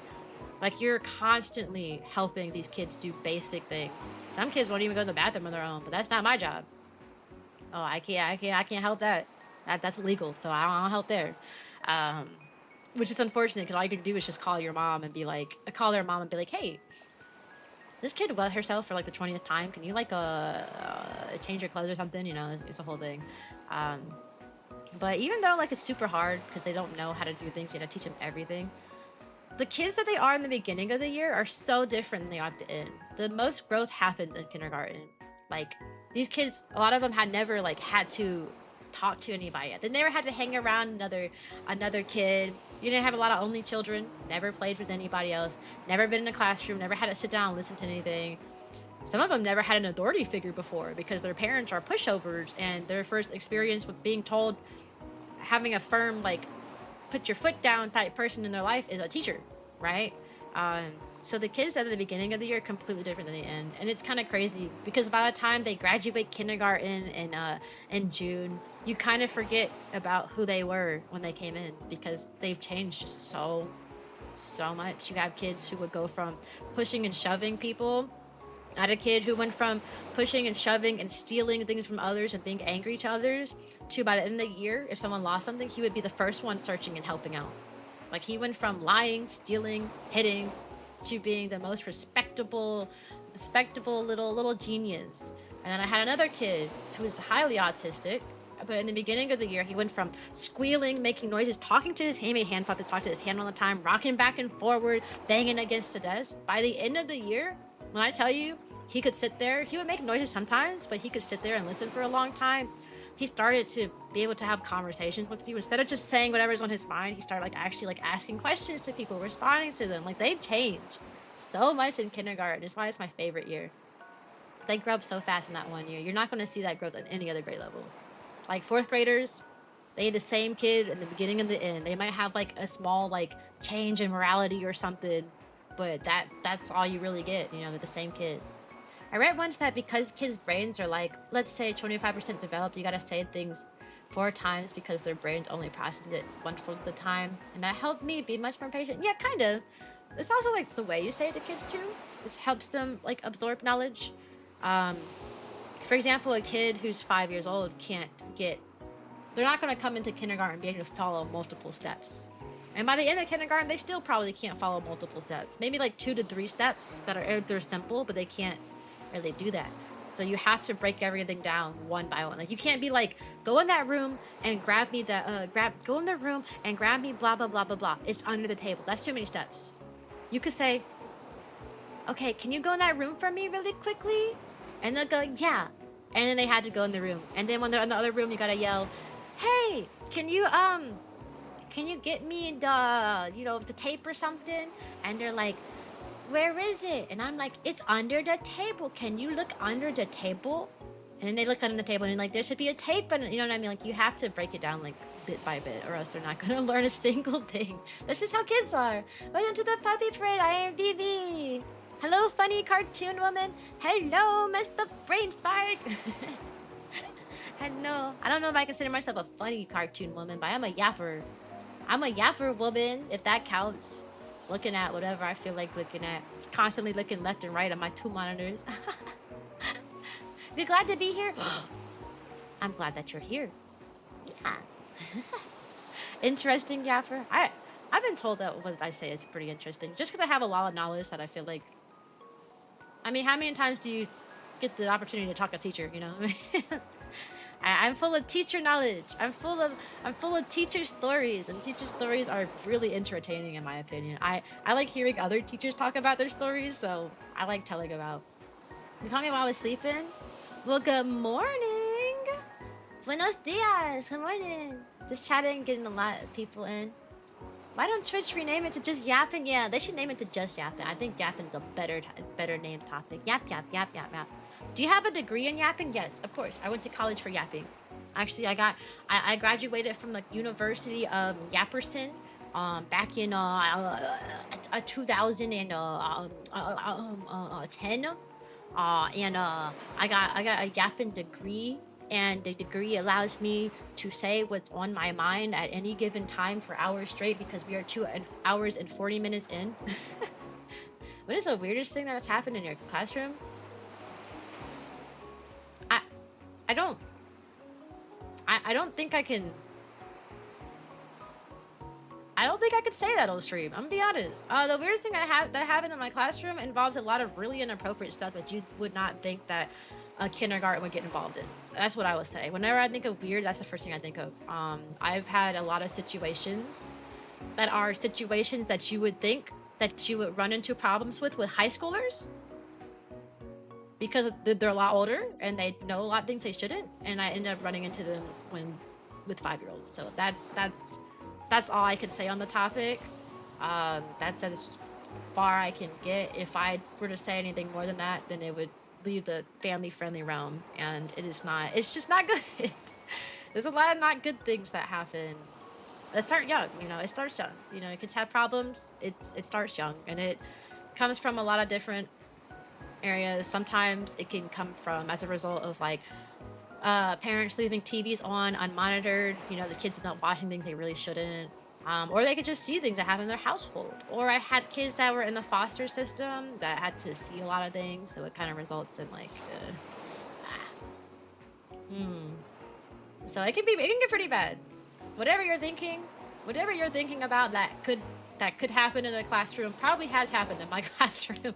I've had quite a lot of incidents, and I've only been teaching for 2 years. I've only had 2 different classes, and I've run into quite a few. Probably 2 different classes. Yeah, I've ran into 2 different. I had 2 different classes. Yeah, foster system is a whole different thing. I actually had a kid that I really wanted to adopt. She went through so much, and she was so sweet. If only I was in a more stable place, and she didn't have like 4 different siblings. The girl she had so many siblings. I would never want to break them up like that. But like, I did have one kid she was so sweet. I really wish I could adopt her. But teachers actually can't adopt their students, by the way. Like, there's no law against it. I actually heard stories about parents who did that. The funniest story. It's hard to think of funny moments when I think back to the classroom. I want to say like the silliest thing is the fact that like stuck with me, and is a term that I keep using. Is I had a kid that said, I keep saying yes tomorrow. She'd be like, yes tomorrow I go to the beach, and I'm like, is that past tense? Did you go to the? I'd be like, did you go to the beach already? She'll go, yes, and I'm like, oh, so you went to the beach already? She'd be like, no, and I'm like, what? So are you going to the beach? Yes. When are you going to the beach? I went on Saturday. Wait, so you already went to the beach? Or you're going to the beach? Yes, tomorrow, Miss Blue. Yes, tomorrow. To this day, I cannot tell if that girl was talking present or past tense or future tense. I don't know. But there is something beach related. It either happened before or it's going to happen. I don't know. But she goes to the beach yes tomorrow. And and I'm going to start, it's a word that stuck with me. I'm going to start saying that. Like, whenever you ask me something and I don't have a good answer, oh, Cyan, when is your next stream? And I don't know the answer, yes tomorrow. I go stream yes tomorrow. I don't know. To this day, I still never knew. She showed up one day at school to start saying that, and I kept saying it's either yesterday or tomorrow. I don't know. Maybe she went and is also going. It's possible. I think she already went to the beach, but she was going to go again. Because if I asked her if she already went, she would say yes. But then if I asked her if she's going to go, she'd say yes. So I don't know. No, but she did it yes tomorrow. That kid's a genius. Oh yeah, 100%. Next stream is going to be yes tomorrow, guys. Yes tomorrow. I just said that yes tomorrow. Yes tomorrow, yes tomorrow, yes tomorrow. In all honesty though, my next stream will probably be Thursday. I'm thinking Mondays and Thursdays for now are good days to stream. Yeah. I like to space out my streams because I'm only human. I can't do just chatting streams back to back. That's a little difficult. I'm not that much of a yapper now, all right? I can do a just chatting stream as long as there's like a few days in between for like things to happen and me to like get my talking energy up. I cannot do daily just chatting. I'm gonna go crazy. I'm gonna go crazy. So next stream already happened. Yes, next stream will be happening yes tomorrow, Thursday yes tomorrow. Yeah, Thursday yes tomorrow. I want to say that's the silliest thing that like really stuck with me. For teachers another silly thing was like Teachers Appreciation Week happens, and it's like Teacher Christmas because a lot of kids will bring lots of like different gifts and stuff for the teachers. And one really funny day, one of my little ones, she's so sweet. She's like the sweetest kid ever. Oh my gosh, she was raised right. I never had a single problem with her. She was so sweet. Every now and then she'd raise her hand. I'd be like, yes, what do you need? She goes, I just wanted to give you a hug at least once a day. Oh my god, the sweetest girl. She came bringing me No, this wasn't for. This was for Christmas actually. This was like before the Christmas break. It wasn't even Teachers Appreciation Week. She brought me poinsettias flowers because in like Mexican culture, people they relate like Christmas to like poinsettia because there's like a poem or something, like a famous poem or something that like I don't know. Poinsettias have significance when it comes to Mexicans and Christmas. That's all I know. I don't remember the specific like poem that goes with it or the history behind it. But she brought me poinsettia flowers. But the thing is, the poinsettia flowers she brought to me were so big that like it like she couldn't see. She was walking with based on like willpower and faith to make it to the classroom because the flowers were so big they were covering her face. Right? She couldn't see straight ahead. She could only see left and right. I don't know how she made it to the classroom without bumping into stuff.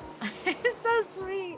I remember seeing her come down the hallway with that and I nearly started crying. I was like, that's so sweet and so cute at the same time. Man, they're such cuties. They're so sweet. I love teaching kindergarten. Because they're at that age where they're like super like they're still like really nice, they still really want to help, they enjoy learning, like they like learning in kindergarten. Most kids do.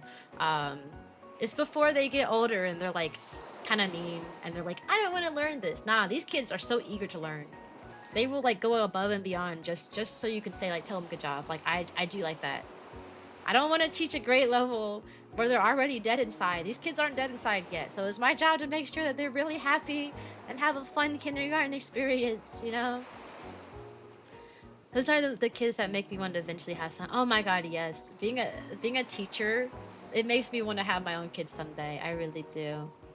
But if I have improvement ideas for Discord server, where should I throw them to? You could put them in, I don't know.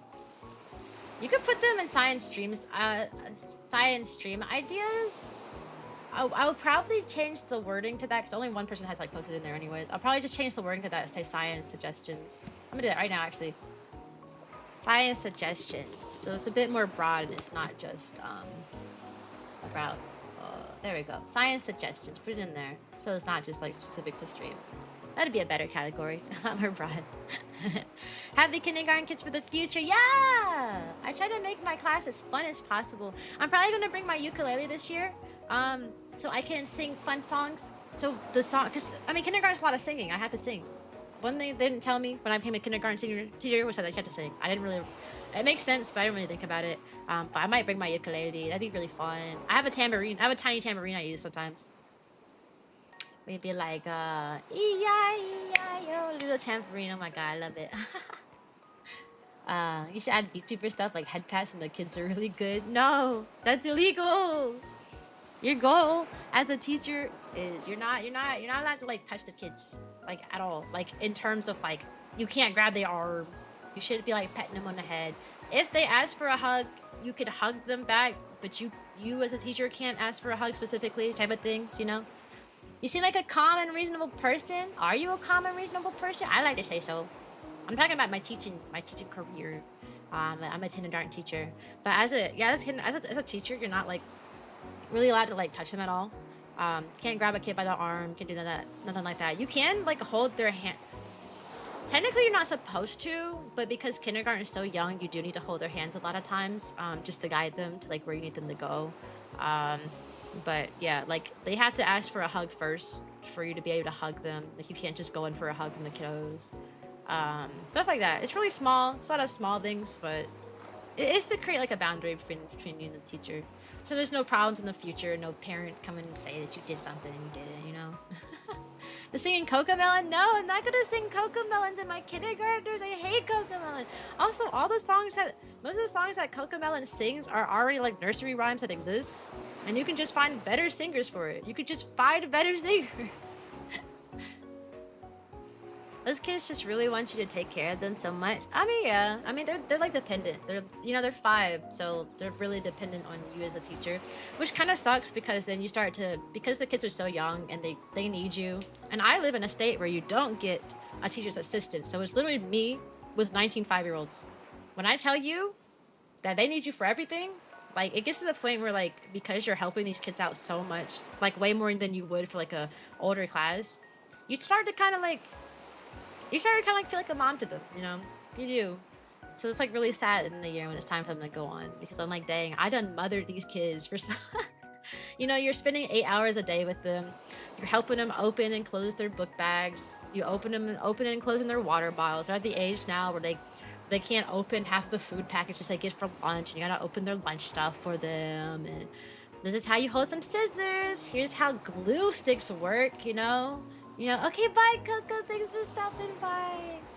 So it becomes, you start to get like these motherly instincts towards these kids, you know? Like I've said it before, I say it again. I would die for my kindergarten class. You know, you take care of these kids, they practically become your own. You know, they feel like they're like a part of your family by the time it's time for them to leave. I would die for those kids. If something happened, I would be their shield. Like I would.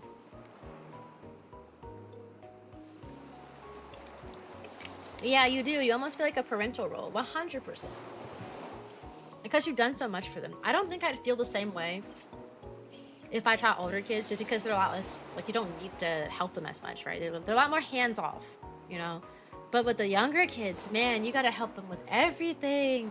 I gotta help these kids breathe correctly. I ain't going for get the time one kid walks up to me and he goes, I was like, oh my god, this is the other kid got dispersed, right? So this is another teacher's kid, but the teacher wasn't here, so I had to take care of that kid instead. Like he, you know, they get dispersed when they sometimes get dispersed when a teacher isn't here. So I had another teacher's kids, and she goes, he just walks up to me, and I was, hi Tazrio. He walks up to me like that, and I was like, oh my god, are you okay? And he's like, I was like, does he have asthma? And the teacher just didn't tell me. Like, is he not breathing? Oh my god, I was about to call the front office. I was about to have like a whole staff, like people come in here, like emergency, you know, get like the nurse, get the EMT, get somebody, call 911. You know what this kid needed? This other girl who's also in his class walks up to me and goes, I know what he needs. And I was like, what's wrong with him? What does he need? And she goes, he's thirsty. I was like, he's thirsty? That's it. And she's like, yeah, he does that when he wants water. What? So we just pretend like we choking now when we can't get some water, bro. I was so upset. I was so upset. I told the teacher, you know, when the teacher came back the next day, I said, please don't send me this kid again, bro. He about to give me 10 different heart attacks, bro. I was like, what is your problem? I was so bad. I was so bad. That kid had me eggy. They are goobers. You would have lost your mind, bro. I was panicking. I was like, oh my god. Oh my god, please don't let this kid die in my presence. I don't want this to happen. No, he's thirsty. He thirsty, that's it. He just wants some water. He just wants a little sippy sip of his little sippy cup. That's all he wanted. Bro, I was, stuff like that, bro. Give me so eggy. I was like, what's your problem? I said, boy, go sit down. That's what I literally told him. I said, boy, go sit down. I turned around and I walked the other direction. I'm only professional when the staff member, like admin is in the room, bro. Otherwise, I'd be like, boy, if you don't go sit down and yell that. My kids think it's so funny when I talk like that to them. They think it's so funny. I mean, like, they'll do something that like doesn't make any sense, and I'm like, girl, now you know full well you're not supposed to be doing that. And they'll go like, hee hee hee hee hee, and they'll go around. They think it's so funny. But of course, when admin walked into the room, I'd be like, oh yes, child. No, children, you are not allowed to do that. Please go return to your seat. And then admin's not here, and I'm like, girl, if you don't sit down right now, I'm gonna panic. I'm gonna get mad. Oh man, I love working with kids. They're so funny. It's so easy to make them laugh too. I've also learned, fun fact, if you can make a kid laugh, they'll do anything you want them to do. Like, if they're not working, if the kid is like refuses to do work, just be silly. And then suddenly they'll laugh, their mood would get lightened up, and then they'll do work. I had a kid like that last year. 2 years ago, my first batch of kiddos who literally would just, no, I'm not gonna do that, no. And I'd be like, well, you're not gonna do that, huh? Okay, well, I guess I'll just walk away. I'll walk away. I'd do something real silly, and then he'd start laughing. And then I'd be like, oh, what's that? Did I hear you laugh? And he'd be like, no. And I'd be like, okay, well, I'm gonna walk away somewhere. Just something really goofy. And then he started laughing. And then as soon as he like finished laughing, he would give his work down. I had another kid like that too. Honestly, when a kid pouts and goes, I'm not gonna do it, like literally just make them laugh. Suddenly they're willing to work after that. It's kind of crazy. They become the mobile with admin, and I do. Also, welcome to the puppy parade sector. Hello. Yeah, I do become a robot when admin enters the room. Well, depends. The way I talk to the kid changes a bit. I'm not like as like informal. But like the way my teaching style still remains. Like I'm still silly, make them laugh and whatnot. Admin loves it. I've gotten really, really, really good reviews from admin, so I'm not worried about my job security or anything. They love me. Admin loves me. So I'm not concerned with them. My first year, they hated me. My first year, because it was my first year teaching, I didn't know what to do. Classroom management was my weakness. Like how do you manage 19 kids and it's your first time, you know? Admin hated me my first year because I was struggling so bad. Like I was just stressed 24/7. I was on edge. I was really mean to my kids out of nowhere. And then like halfway through the year, I started to like, I had like an epiphany. I was like, you know, they're just 5 and stuff. And I started changing the way I like talk to them and stuff. And then that helped a lot. And ever since then, admin has been 100% on my side. And they have given me really good reviews on my observations and stuff. So I'm not concerned about my, I'm not concerned about me as a teacher. Actually, this year I had, so kids take it end of the year test. You know, we all do it. Even kindergartners do. It's just not like as important. It's just important for us in the school statistics. It's not really important for like them to like move on to next grade or anything. So it's not like as like heavily weighted. But my class this year, because the kindergarten, first grade, and second grade teacher classes take this one particular take this one particular test. My class, my kindergarten class, actually performed the best in the entire school, and I was super happy. We were doing the end of the year review, and when I tell you, I got jump scared because I was like falling asleep because I was in this meeting for like an hour, and then I look up out of nowhere and I saw my face on the screen, and they were like, "Congratulations to Miss Blue," and I was like, "Huh? Huh? What is it?" Bro, I was so shocked. I was like, I wasn't paying attention. I got scared. I got jump scared. You don't sit in a meeting for an hour and then look up and expect to see your face on the slides. Hi, Corvus. 95% of my students met their growth targets. This meaning all except for like one kid grew the amount that was predicted for them to grow. They grew the amount that they should have grown, basically. At least what the system predicts, you know.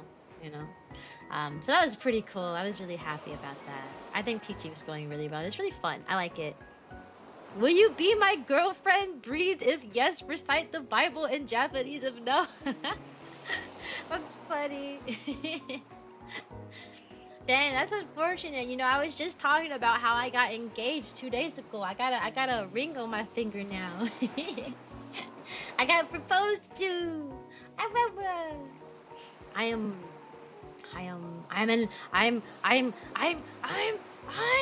engaged. Sorry, I had to charge it up. Whenever you get mad that a kid doesn't seem to understand or know something, just remember it's because of exactly like, yeah. I mean, if they don't understand something, most of the time it's like, sometimes they're learning disabilities. A lot of kids with learning disabilities, and you can usually spot those kids pretty early on. It's not rocket science to like take a kid in and see that they're not learning a single thing and that their behaviors are like a little different than the rest of the kids. It doesn't take a lot to figure it out. However, the process to get them the special needs services, oh my god, and that process takes months, sometimes years, just to get the kids the services. Something that a teacher could spot in like 2 seconds. I can look at this kid and be like, this kid, he's most definitely got some sort of disability. He needs to be tested. Whether it's autism or it's a learning disability or what, he got something going on. You can know that instantly. But then they go, oh boy, you need this amount of data, and then they need to take this test, and then they need to do this, and then they need to do this and that, and this and that, and it takes them so long. When like the kid walks in the room and you can look at them and tell sometimes, depending on like what it is that like is going on with the kid. You can literally just have one interaction with them and you're like, okay, yeah, something's going on. But the process is so long and I hate it. Because then kids end up not getting the help they need simply because You have to document this. You have to do this paperwork. They have to wait 6 months before they can do this. And oh, he speaks Spanish, so we have to wait a full year because there's a chance that he doesn't know this just because it's a second language and not because he's clearly autistic. Like, man, I hate that so much. I hate that. Your internet is beyond redemption. No. Fire Emblem Engaged for...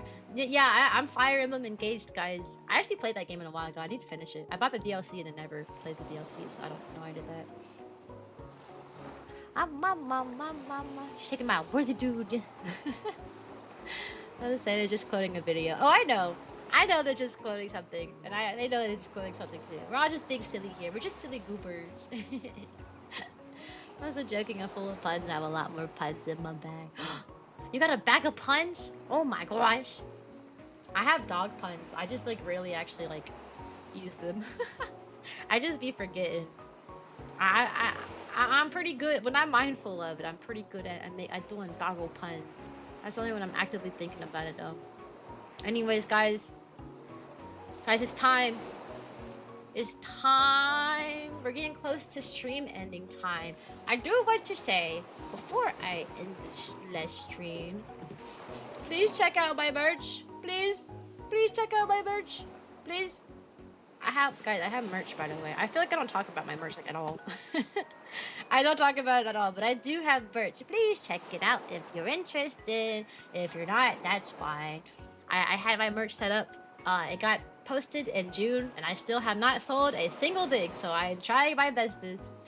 My dream is to someday have Cyan things everywhere. Bro, I go to the store and I see a Cyan phone case. You go in somebody's house. Oh dang, what that Cyan poster doing up there? Dang, she got a Cyan standee, a Cyan mouse pad. Whoa. Oh man, I hop in the car with somebody. Look at the key change. Whoa.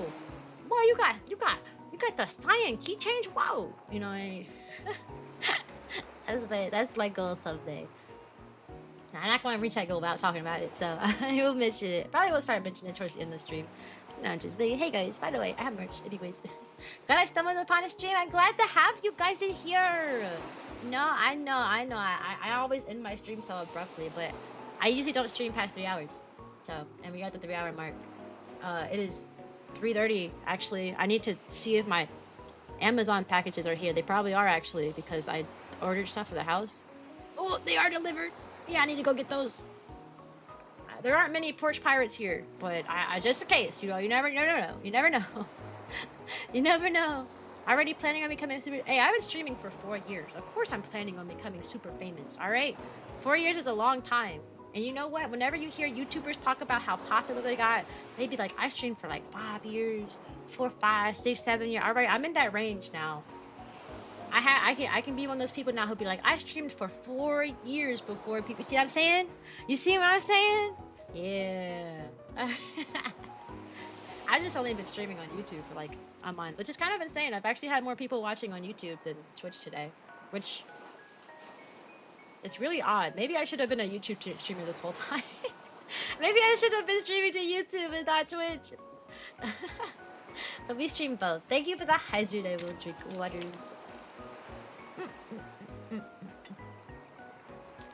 So I gotta get YouTube partners so I can like monetize my content. That's gonna take a little while. But anyways, we got to go, guys. I got to go get my packages and finish decorating the house. YouTube? Yeah, I multi-stream. I'm streaming on YouTube right now. I started multi-streaming like I started multi-streaming to YouTube about a month ago. I haven't done too many YouTube streams, so which is crazy. That's why I'm like the fact that I had like the same amount of people watching on YouTube that like Twitch or even more sometimes. It's insane considering I just started. What a crazy platform. What's the name? Cyanica. That's it, just Cyanica. Oh yeah, everyone join the Discord. Yeah, one last time join the Discord, guys. We have so many people here. We had so many people who joined the Discord, and the more the merrier. The more the merrier. Alright, let's figure out who we're gonna raid. I can't raid on YouTube. I don't know how to do that. Oh, I think they have a thing for that though. But who knows? You're gonna raid on Twitch though. Welcome to the Puppy Parade, Tuku! Are any Rainbow Meadows members live? They're not. We're gonna raid. Oh, Reishi's playing Mario Kart with people. So if you want to play Mario Kart, you should play it with Reishi. She's playing with viewers right now. Oh, have fun. But the shipping for one sticker is more than what the... Is it really? Oh, I haven't looked at the shipping. Oh, dang. I have to look at the shipping. I'm sure it's a lot. I'm sorry about that, guys. Oh, Reishi. Yeah, Reishi used to be my manager. I have a different manager as of right now. Just because different managers do different things, and there's different things I need assistant with. So I have a different manager. But yeah, we love Reishi. Also, welcome to the Puppy Parade, Dozy. All right, guys. I see you all. Okay, bye. I'll see you tomorrow, aka Thursday probably. Same time, 11 a.m. 11 a.m. Eastern time. Thursday is what I plan on doing my last stream. Okay. So I see you guys. I said last stream. I mean next stream. I'm not ending my VTuber things. I just mean next stream, okay? Okay, guys. Bye-bye.